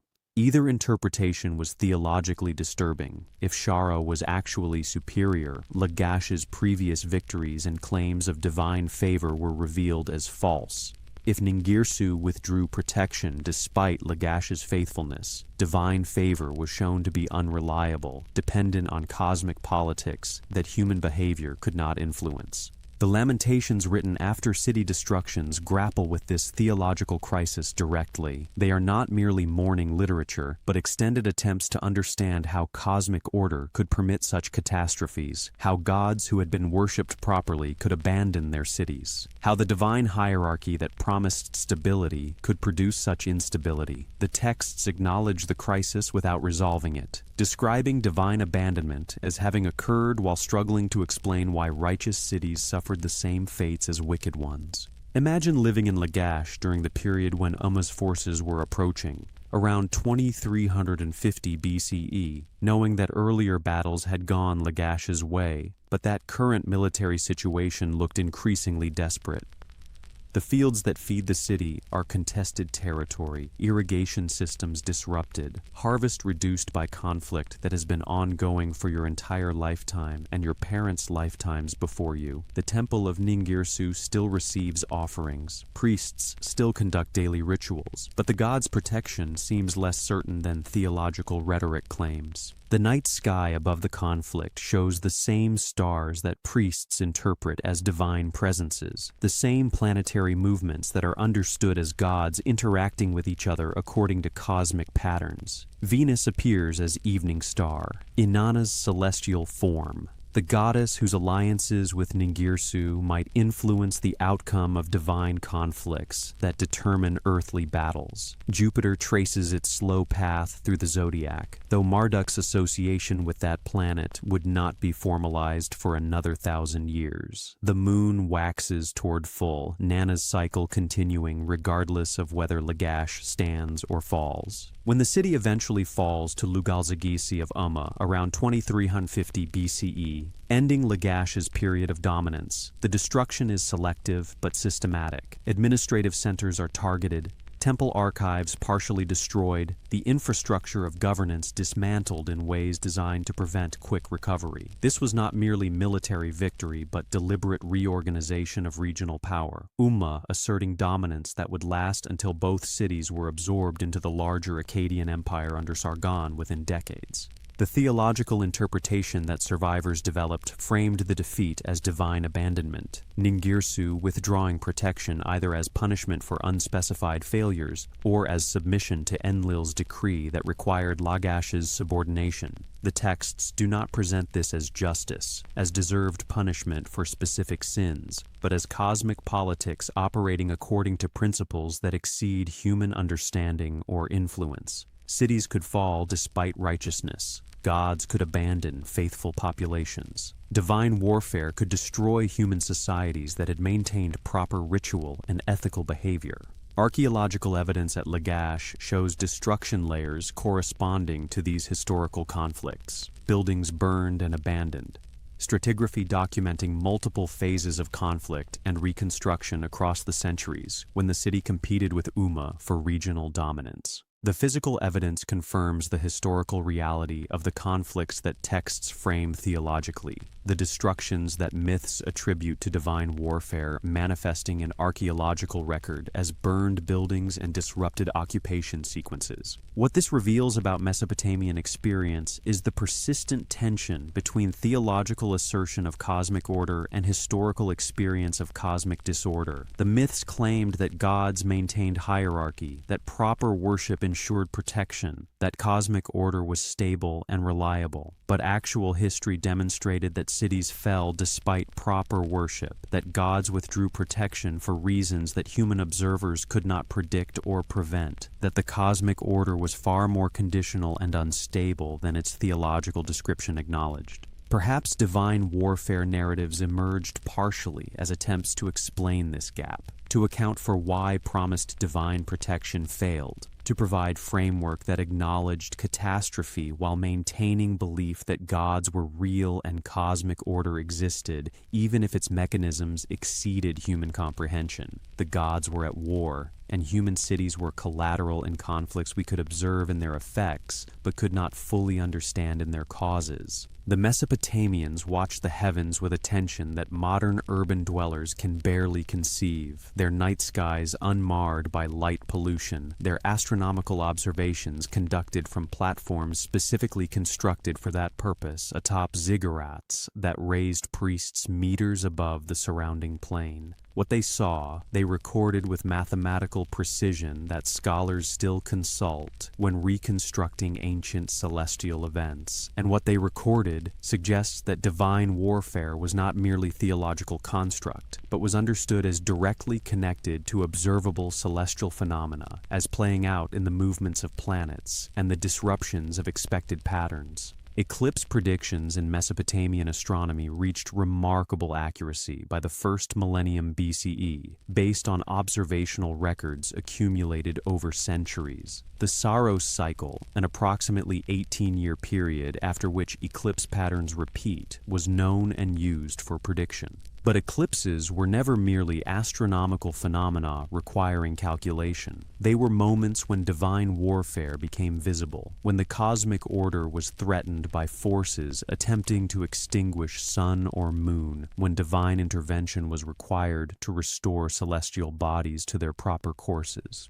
Texts from the Neo-Assyrian period, preserved in letters between kings and court astronomers, describe specific protocols for responding to threatening eclipses. When an eclipse was predicted that threatened the king, the substitute king ritual we have encountered before might be implemented. A condemned man temporarily elevated to kingship to absorb the dangerous fate while the real king retreated into protected seclusion. This was not superstition, but systematic response to what Mesopotamians understood as genuine cosmic threat, divine warfare made manifest in celestial mechanics that could be observed, predicted, and potentially mitigated through proper ritual action. Planetary conjunctions, moments when two or more planets appeared close together in the night sky, were interpreted as gods meeting either for negotiation or for battle. The Mold-Apin tablets specify which conjunctions were auspicious and which were threatening, based on which divine beings the planets represented and what relationships between those gods the astronomical alignment suggested. When Mars, associated with Nergal the war god, approached Venus, Ishtar's planet, the conjunction could indicate alliance or conflict depending on other contextual factors that required priestly expertise to interpret. The astronomical precision underlying these interpretations was genuine and sophisticated. Modern computational astronomy can reconstruct ancient sky conditions with accuracy sufficient to verify that the conjunctions and eclipses that texts describe actually occurred when and where the texts claim. The Mesopotamians were observing real celestial mechanics and recording them accurately. The question is what those observations revealed. Purely physical movements of celestial bodies, or something more that ancient peoples perceived through frameworks we no longer share. Hidden within the astronomical texts are references to unexpected celestial events that do not fit standard planetary patterns. The Enuma Anu Enlil, a massive compilation of celestial omens assembled over centuries, includes observations of stars that appeared where no stars should be, lights that moved through heaven, fires in the sky that fell to earth. Mainstream astronomy interprets these as comets, meteor showers, and other natural phenomena that ancient observers described through available theological vocabulary. Alternative researchers ask whether some descriptions might reference events we would classify differently, perhaps atmospheric phenomena or even technological objects that witnesses could explain only as divine warfare made visible. The connection between astronomical observation and divine warfare narratives becomes explicit in texts describing specific historical catastrophes.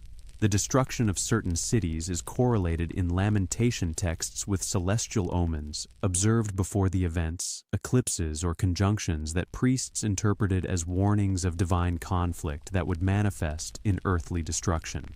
Whether these correlations represent predictive success, retrospective pattern finding, or genuine connection between celestial events and terrestrial catastrophes remains debated among scholars who approach the evidence with different assumptions about how the cosmos operates. Perhaps the most intriguing astronomical dimension of divine warfare is the association between planetary retrogrades and divine retreat or withdrawal. Retrograde motion, when a planet appears to reverse direction against the background stars due to orbital mechanics viewed from Earth's perspective, was understood as gods withdrawing or being driven back by opposing forces. Mars in retrograde was Nergal retreating from battle. Venus in retrograde was Ishtar descending to the underworld. The astronomical observation was accurate, the interpretation theological, and the question remains whether the interpretation preserved insight that purely physical explanation misses. Beneath these visible astronomical observations lay calculations and predictions that required mathematical sophistication exceeding what simple observation alone could provide. The Babylonian astronomers who developed eclipse prediction methods were working with base 60 mathematics, with sexagesimal fractions that allowed precise calculation of planetary periods, with algebraic techniques that would not be matched in Europe until the Renaissance. This was not primitive stargazing, but advanced mathematical astronomy serving theological purposes that modern categories struggle to accommodate. The silence of the heavens offers no confirmation of ancient interpretations. The planets continue their gravitationally determined paths with precision that allows prediction centuries in advance, their movements following laws that modern physics describes through equations rather than divine intentionality. Yet the ancient observers were seeing the same sky, recording the same events, achieving predictive accuracy that demonstrates their observations were empirically sound, even when their interpretations were theologically framed. What if celestial mechanics and divine warfare were not separate phenomena but different descriptions of the same reality? This is not a question modern astronomy encourages, but it is the question the Mesopotamian evidence persistently raises. They watched the sky with attention that rivaled modern professional astronomers, recorded what they saw with precision that allows verification millennia later, and concluded that the movements above reflected conflicts among beings whose reality they took as seriously as the reality of the stars themselves. Cuneiform texts describing divine weapons employ language that oscillates between recognizable military terminology and descriptions that resist categorization within known Bronze Age technology. This linguistic tension has generated debate among scholars for over a century, some arguing that the descriptions represent poetic elaboration of ordinary weapons elevated to cosmic scale, others suggesting the texts preserve attempts to describe technologies or phenomena that witnesses lacked vocabulary to explain through contemporary technical frameworks. The Milam, that divine radiance or terrifying aura we have encountered in warfare narratives, appears consistently enough across texts to suggest it was understood as specific phenomenon rather than vague metaphor. Gods could increase or decrease its intensity. It could be projected towards specific targets while leaving others unaffected. It required conscious deployment rather than being passively present. Texts describe warriors fleeing before gods who sent forth Milam, paralyzed by terror before physical weapons made contact, suggesting the phenomenon had measurable psychological or possibly physiological effects. Mainstream interpretation treats Milam as subjective experience, the overwhelming sense of facing power vastly superior to one's own capability, psychological paralysis that ancient witnesses attributed to divine emanation because they lacked modern psychological vocabulary. This explanation accounts for the effects described without requiring any claim about objective radiation or energy projection. The weapon was psychological, operating through perception and emotion rather than through physical force.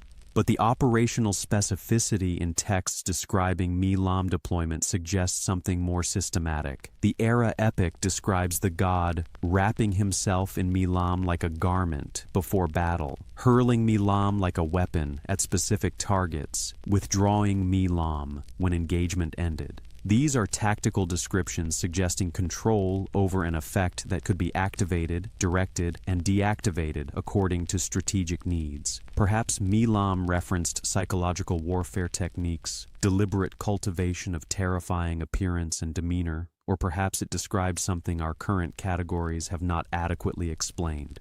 The Mhulu wind that Marduk wielded against Tiamat in the Enuma Elish presents similar interpretive challenges. The text describes it as wind contained and directed by Marduk's will, capable of being aimed like a weapon, entering Tiamat's body and inflating it until it burst. Natural meteorology cannot produce controlled directional wind with the precision and lethality the text describes. Either this is poetic exaggeration of natural storm phenomena elevated to divine scale, or it represents attempt to describe force or weapon that witnesses could conceptualize only through comparison to wind. Underground fortifications and defensive structures that texts mention in connection with divine warfare have occasionally produced archaeological correlates that complicate simple dismissal of these descriptions as purely mythological. At several sites, including Nippur and Uruk, excavations have revealed subterranean chambers connected by tunnel systems extending beneath temple complexes, structures whose purposes remain genuinely uncertain. Some may have served practical functions like water management or storage. Others show no evidence of utilitarian use and may have been ritual spaces, or, as some alternative researchers propose, defensive installations against threats the theological texts describe as divine warfare.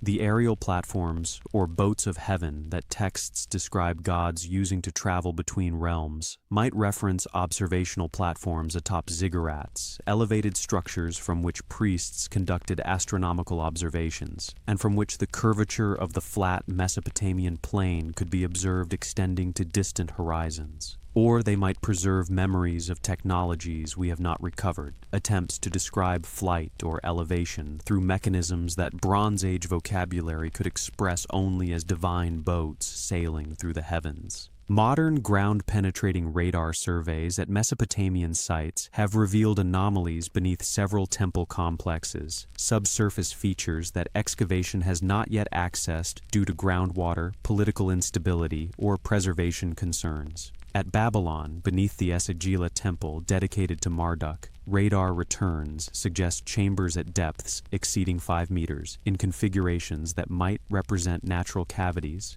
collapsed structures, or deliberate construction whose purposes remain unknown until excavation can examine them directly. What archaeologists have definitively found are destruction layers at multiple sites showing evidence of intense heat exceeding what normal Bronze Age warfare should produce. Vitrified mud brick, partially melted and re-solidified, appears in contexts dated to periods when divine warfare texts describe catastrophic battles. Whether this resulted from prolonged burning with accumulated combustible materials, from deliberate use of advanced incendiary techniques, or from some other heat source that texts could describe only as divine fire, remains genuinely debated. The question of divine weapons ultimately rests on assumptions about what was possible in the Bronze Age and what witnesses were capable of perceiving and describing accurately. If Bronze Age peoples possessed only the technologies that conventional archaeology attributes to them, then divine weapons must be imaginative elaborations or theological framings of ordinary armaments. But if some technologies existed that have not survived an archaeological record, or if witnesses encountered phenomena that our current frameworks have not adequately categorized, then the descriptions might preserve distorted but genuine accounts of capabilities that seemed divine because they exceeded contemporary technical understanding. The texts insist the weapons were real, that they functioned as described, that their effects were observable and consequential. Whether that insistence reflects theological conviction that transformed ordinary weapons into cosmic instruments, or whether it preserves memories of technologies or phenomena we have not yet explained, the mystery remains genuinely open to interpretation, guided by different assumptions about what ancient evidence can tell us. Archaeological excavations at Mesopotamian sites consistently encounter layers of destruction dated to narrow periods that correspond with when texts describe divine warfare as reaching climactic intensity. These are not gradual decline layers showing slow abandonment, but catastrophic destruction horizons, evidence of sudden violent events that left cities burned, populations killed or dispersed, and occupation interrupted for periods ranging from decades to centuries before rebuilding occurred. At Leonard Woolley's excavations between 1922 and 1934 documented destruction layers dated to approximately 2000 BCE showing extensive burning across multiple city sectors. The temperature at which certain structures were damaged exceeded normal fire conditions. Mud brick walls in some areas showed partial vitrification, surfaces melted and resolidified in ways requiring sustained temperatures above 1100 degrees Celsius.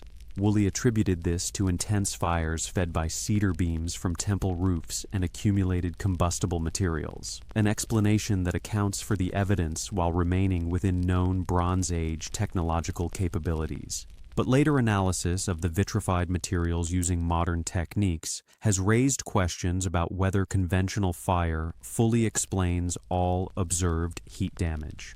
Petrographic examination of affected brick samples shows thermal alteration patterns suggesting rapid heating rather than prolonged exposure, changes in mineral structure consistent with brief intense heat rather than sustained lower temperature burning. Some researchers propose that additional heat sources beyond structural fires might have been involved, though identifying specific mechanisms remains speculative. Destruction layers at Lagash, excavated by French teams in the 1930s and revisited with modern techniques in the 1980s, show similar patterns: extensive burning, structural collapse, evidence of sudden abandonment with valuable objects left in place, suggesting inhabitants had insufficient time or warning to salvage possessions before fleeing. The layers date to approximately 2350 BCE when texts describe Lugalzagisi of conquering the city, historical military action that archaeological evidence confirms occurred with violence exceeding typical Bronze Age siege warfare. Beneath temple platforms at several sites, sealed deposits have been discovered containing unusual assemblages of objects, copper weapons showing damage inconsistent with combat use, stone implements fractured in ways suggesting exposure to extreme forces, and in several cases, ceramic vessels containing residues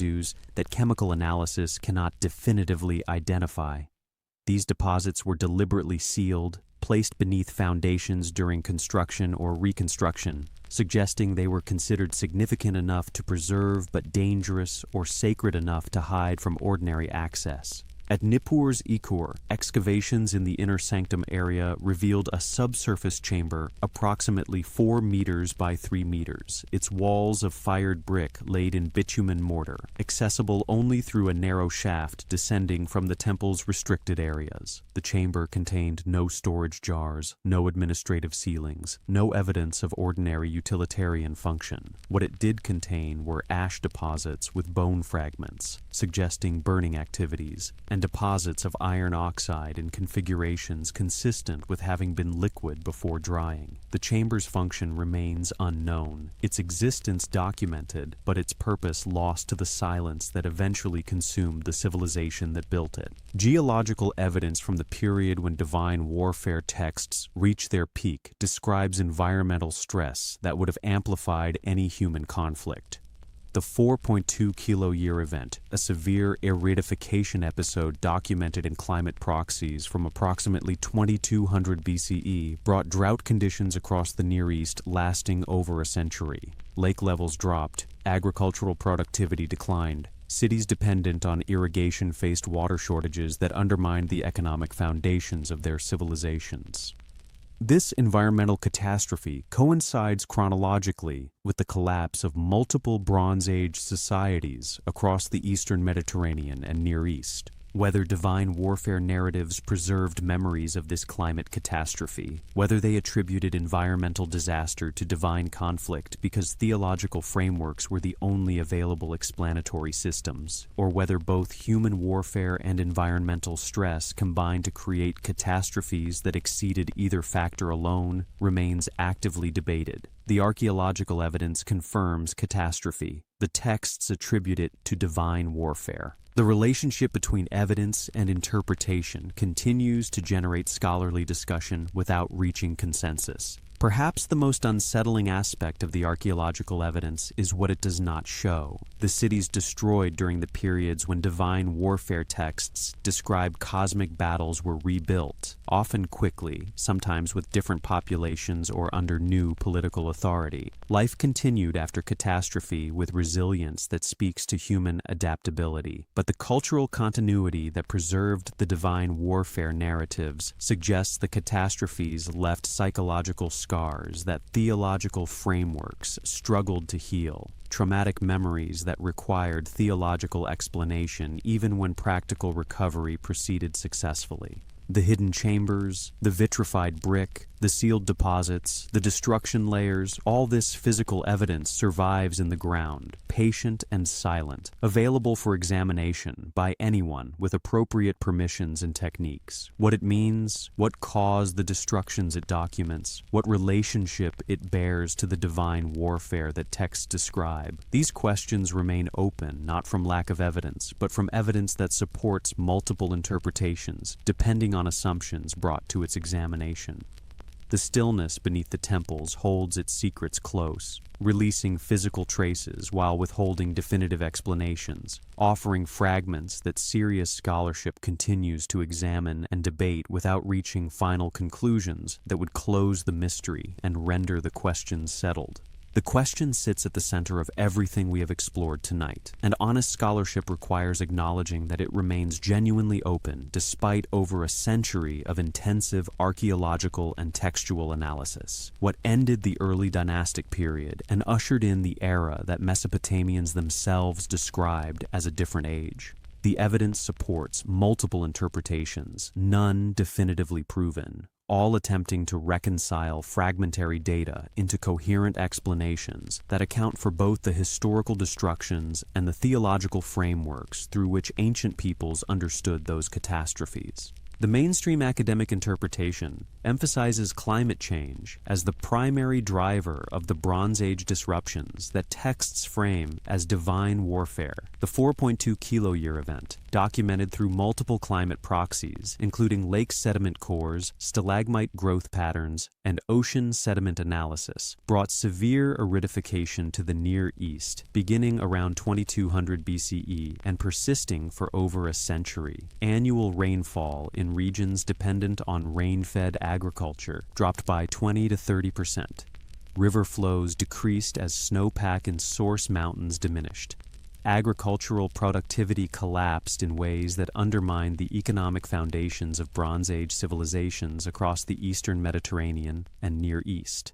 This climate catastrophe coincided with the collapse of multiple civilizations within a narrow time frame. The Old Kingdom of Egypt contracted dramatically. Akkadian Empire fell around 2154 BCE. Indus Valley cities were abandoned, and Sumerian city-states experienced the destructions that Lamentations describe as divine abandonment. The correlation between climate stress and civilization collapse is strong enough that many scholars consider the connection established. The divine warfare narratives understood as theological explanations for environmental catastrophes that ancient peoples could not scientifically explain but could attribute to conflicts among the gods who controlled weather and agricultural fertility.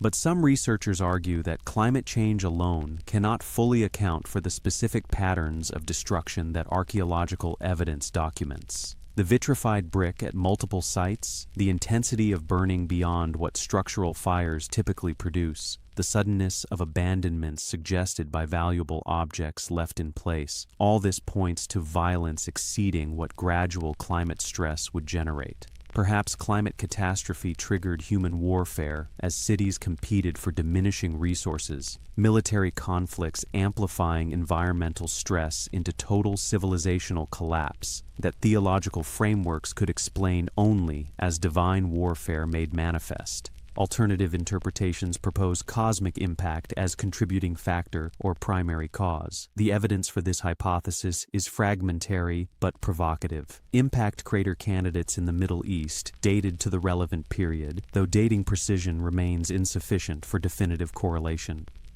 References in texts to fire from heaven, stars that fell to earth, the sky burning, might describe meteor impacts or atmospheric phenomena associated with near-miss cosmic objects. The heat required to vitrify brick could have been produced by airbursts from meteors exploding in the atmosphere, events that would have appeared to witnesses as divine weapons striking from the heavens. Some scholars studying the astronomical references in divine warfare texts suggest that solar activity might have played a role. Severe solar storms can produce auroral displays visible at mid-latitudes, atmospheric effects that pre-scientific peoples might describe as divine battles in the heavens. Extreme solar events can also affect climate through mechanisms that modern climatology is still working to fully understand, potentially amplifying the aridification that climate proxies document. Whether Bronze Age peoples witnessed such events and described them through theological vocabulary is speculative but not impossible. Seismic activity represents another factor that some researchers propose contributed to the catastrophic destructions. The Mesopotamian plain sits near tectonically active zones in the Zagros Mountains. Major earthquakes could have damaged irrigation infrastructure, collapsed buildings, and created conditions where structural fires spread uncontrollably. Texts describing the earth shaking, mountains moved, the ground opening, might preserve memories of seismic events that combined with drought and warfare to create catastrophes exceeding any single factor alone. The central theological and historical question persists across all the evidence we have examined. Were the divine warfare narratives purely mythological explanations for historical and environmental catastrophes, or did they preserve memories of actual conflicts between beings or forces that Bronze Age peoples could describe only through available theological vocabulary? Both interpretations have serious scholarly proponents.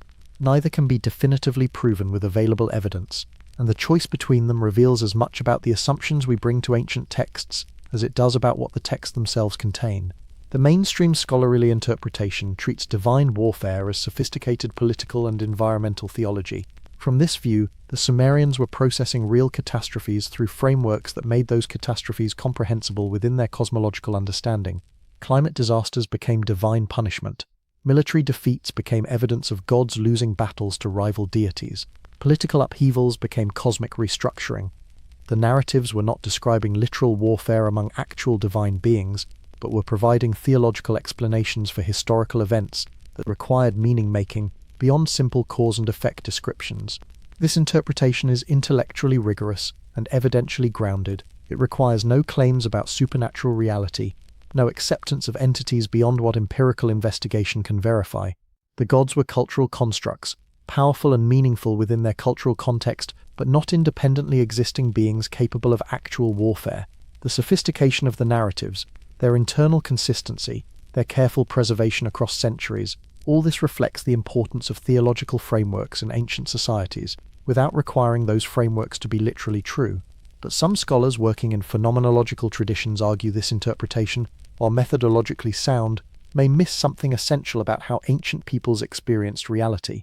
When texts insist repeatedly that gods were real, that divine warfare actually occurred, that the catastrophes resulted from cosmic conflicts among beings who possessed independent agency and power, perhaps we should take those claims more seriously than reductionist explanation allows. Not as naive literal truth, but as testimony about experiences and perceptions that our current categories inadequately capture. Perhaps what the Sumerians called gods were forces or entities that operated according to principles we have not yet identified, beings whose reality was genuine but not supernatural in the ways later theological traditions would define that term. Perhaps consciousness and intentionality exist in forms we do not recognize.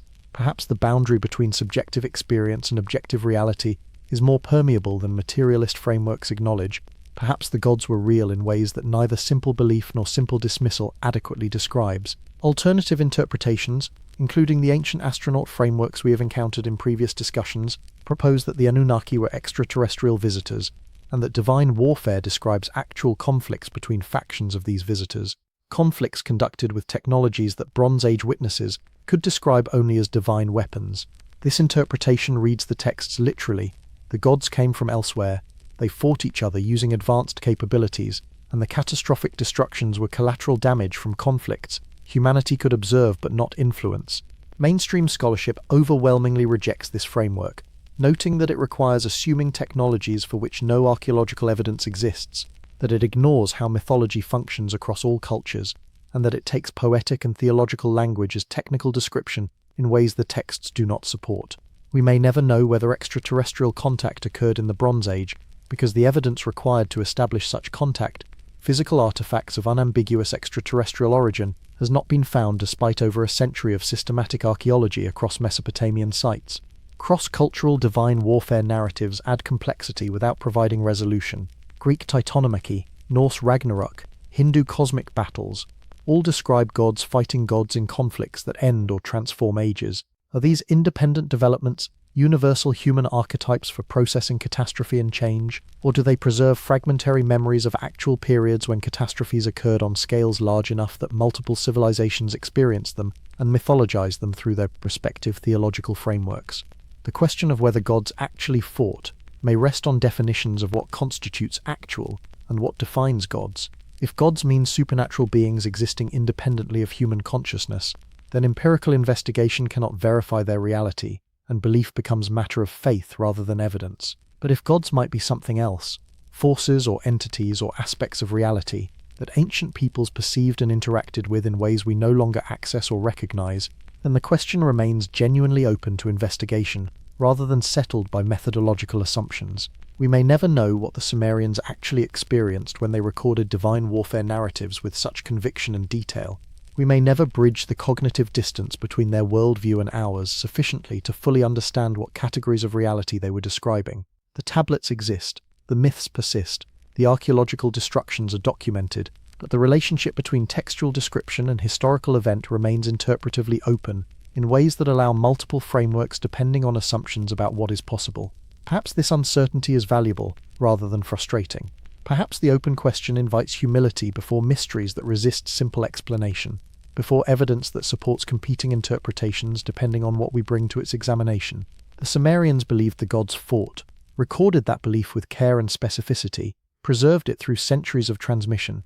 Whether they were describing mythology, history, or something between those categories, their testimony remains, asking anyone who encounters it to wonder what truth might exist in stories that civilizations considered important enough to press into clay and protect across 4,000 years. The mystery endures not from lack of evidence, but from evidence rich enough to sustain multiple interpretations, from questions profound enough to resist definitive answers, from the recognition that what ended the age touched something deep enough in human experience that the memory persisted through the collapse of the civilizations that created it. Perhaps the gods fought. Perhaps climate and warfare and catastrophe converged. Perhaps both accounts describe the same events from different perspectives.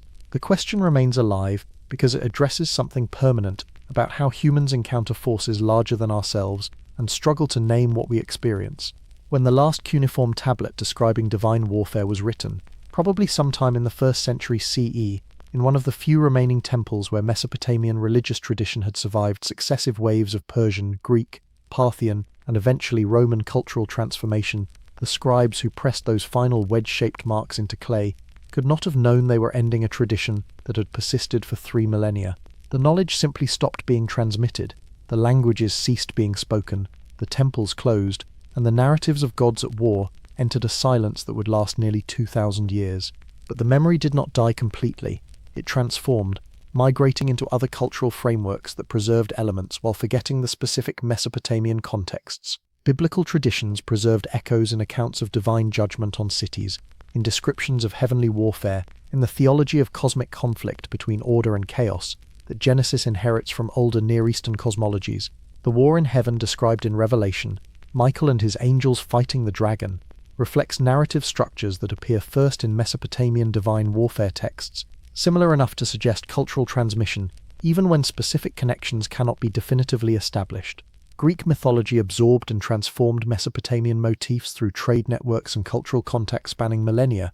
The Titanomachy, the war between Titans and Olympians that resulted in Zeus's supremacy, parallels Marduk's defeat of Tiamat and elevation to cosmic kingship, closely enough that scholars debate whether this represents cultural borrowing, independent development of similar mythological structures, or both processes operating simultaneously. The Gigantomachy, later divine warfare against rebellious giants, preserves the pattern of younger gods defending cosmic order against chaotic forces, threatening to overwhelm civilization. Hindu traditions of cosmic cycles, the yugas describing repeated creation and destruction of worlds through divine conflicts, demonstrate similar narrative structures appearing in civilizations with no direct contact with Mesopotamia, but potentially sharing older common cultural ancestors. The wars between devas and asuras, divine beings struggling for cosmic supremacy across ages, employ theological frameworks remarkably similar to Sumerian divine warfare, despite developing in completely different linguistic and cultural contexts. Whether these similarities reflect universal human archetypes or preserve fragmentary memories of shared catastrophic periods remains actively debated.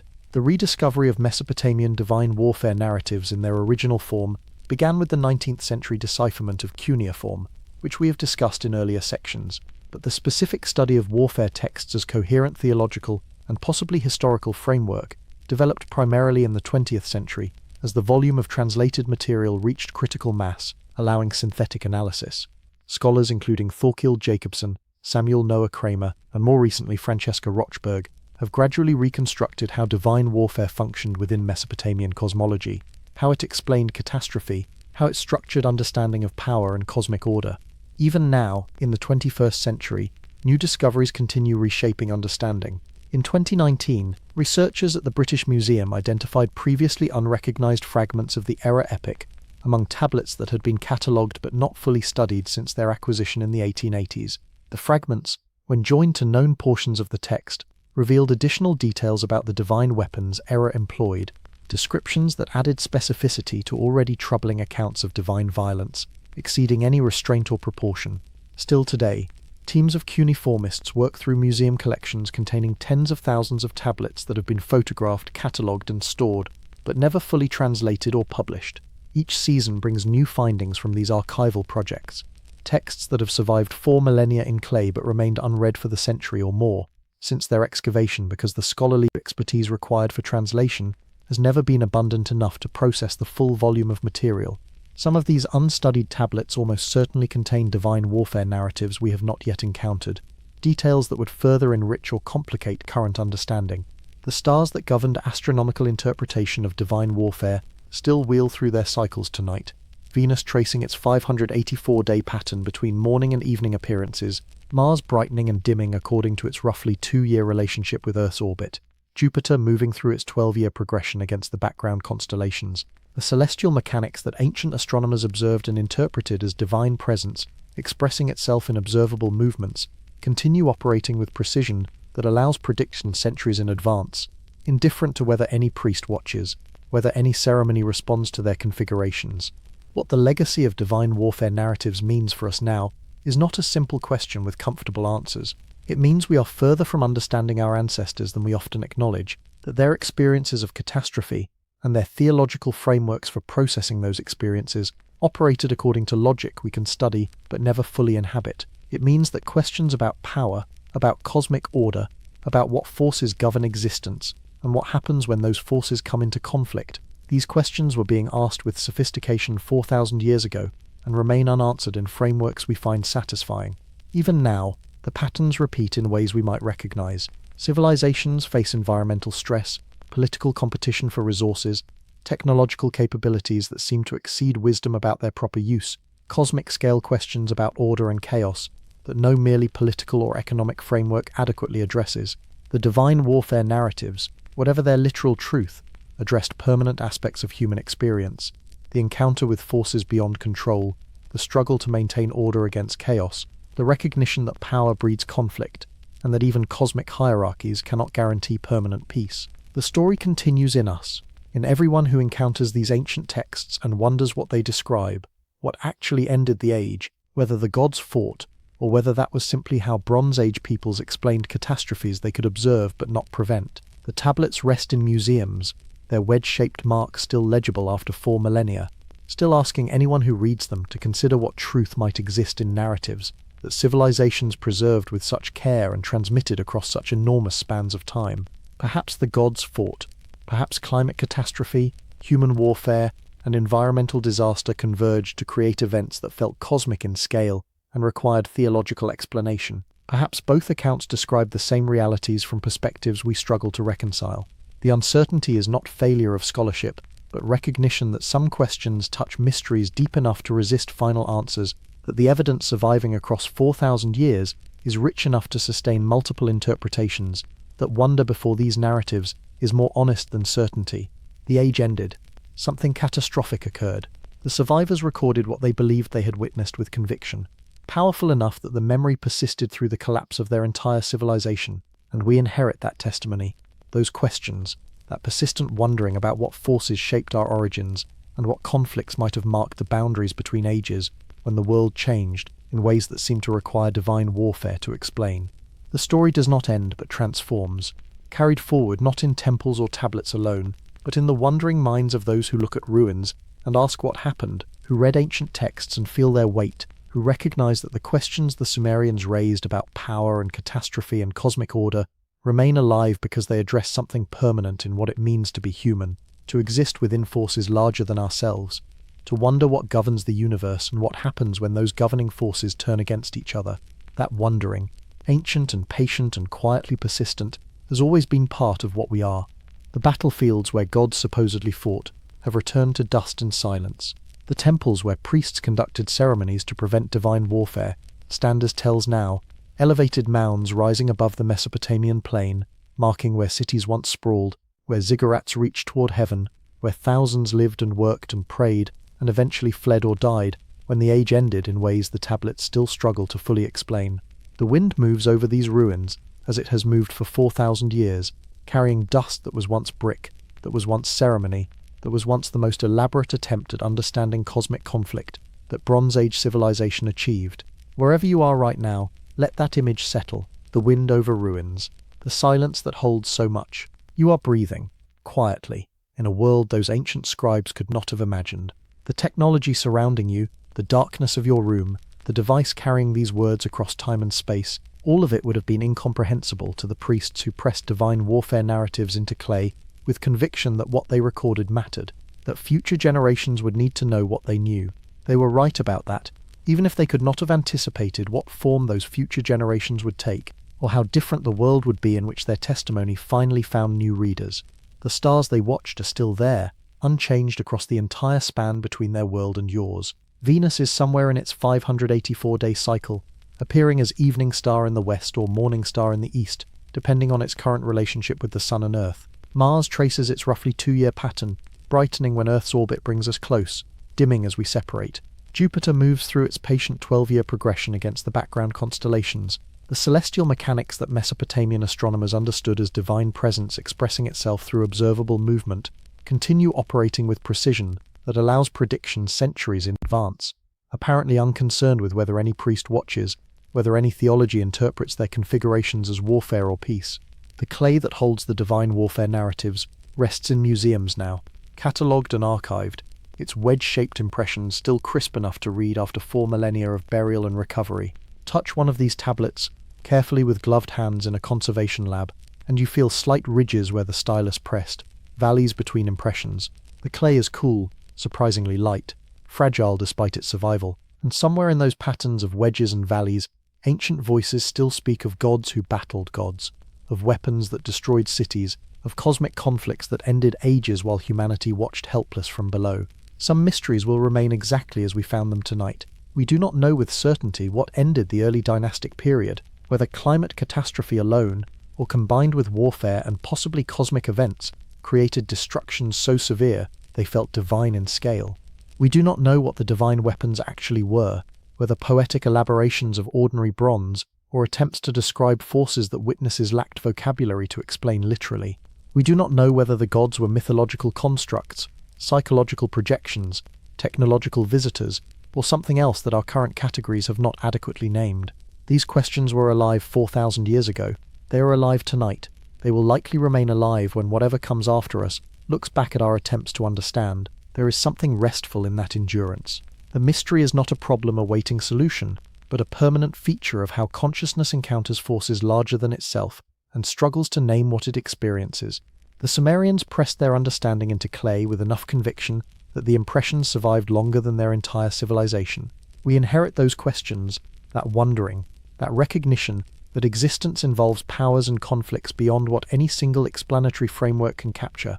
Sleep now, if sleep is what you seek, or rest in quiet awareness. The gods who supposedly fought have returned to whatever silence they came from. Their battles ended or transformed into forms we no longer recognize as warfare. The temples where priests tried to prevent divine conflict stand empty, their ceremonies discontinued, their purposes preserved only in tablets that museums protect behind glass and climate control. But the stars still burn, the clay endures, and somewhere in the space between what was remembered and what was forgotten, between what we know and what we can never know, the mystery continues its patient waiting. The wind still moves over Mesopotamian ruins, carrying dust from bricks that were temples, shifting sand across foundations where gods were thought to dwell and fight while cities burned. The Tigris and Euphrates still flow, though their courses have changed, though the civilizations they nourished have passed into archaeological record, and the night sky still turns, vast and indifferent and beautiful, holding in its wheeling patterns the same questions that troubled the first peoples who looked up and wondered what forces governed the darkness, who named the stars and told stories about divine conflicts playing out in celestial mechanics. They could observe, but never fully explain. The stillness holds everything, the questions and the silence that follows, the ruins and the memories they preserve, the tablets and the mysteries they contain. Nothing is resolved. Nothing needs to be. Some stories continue not through endings, but through their refusal to end, through persistence across time, through quiet recognition that what mattered once still matters, changed but not erased, forgotten but not gone, resting in clay and stone and the spaces between stars, patient as the cosmos itself, waiting for whoever comes next to wonder, to question, to ask what forces ended the age, and whether the gods actually fought, or whether that was simply how humans in the Age of Bronze explained catastrophes that exceeded their capacity to control.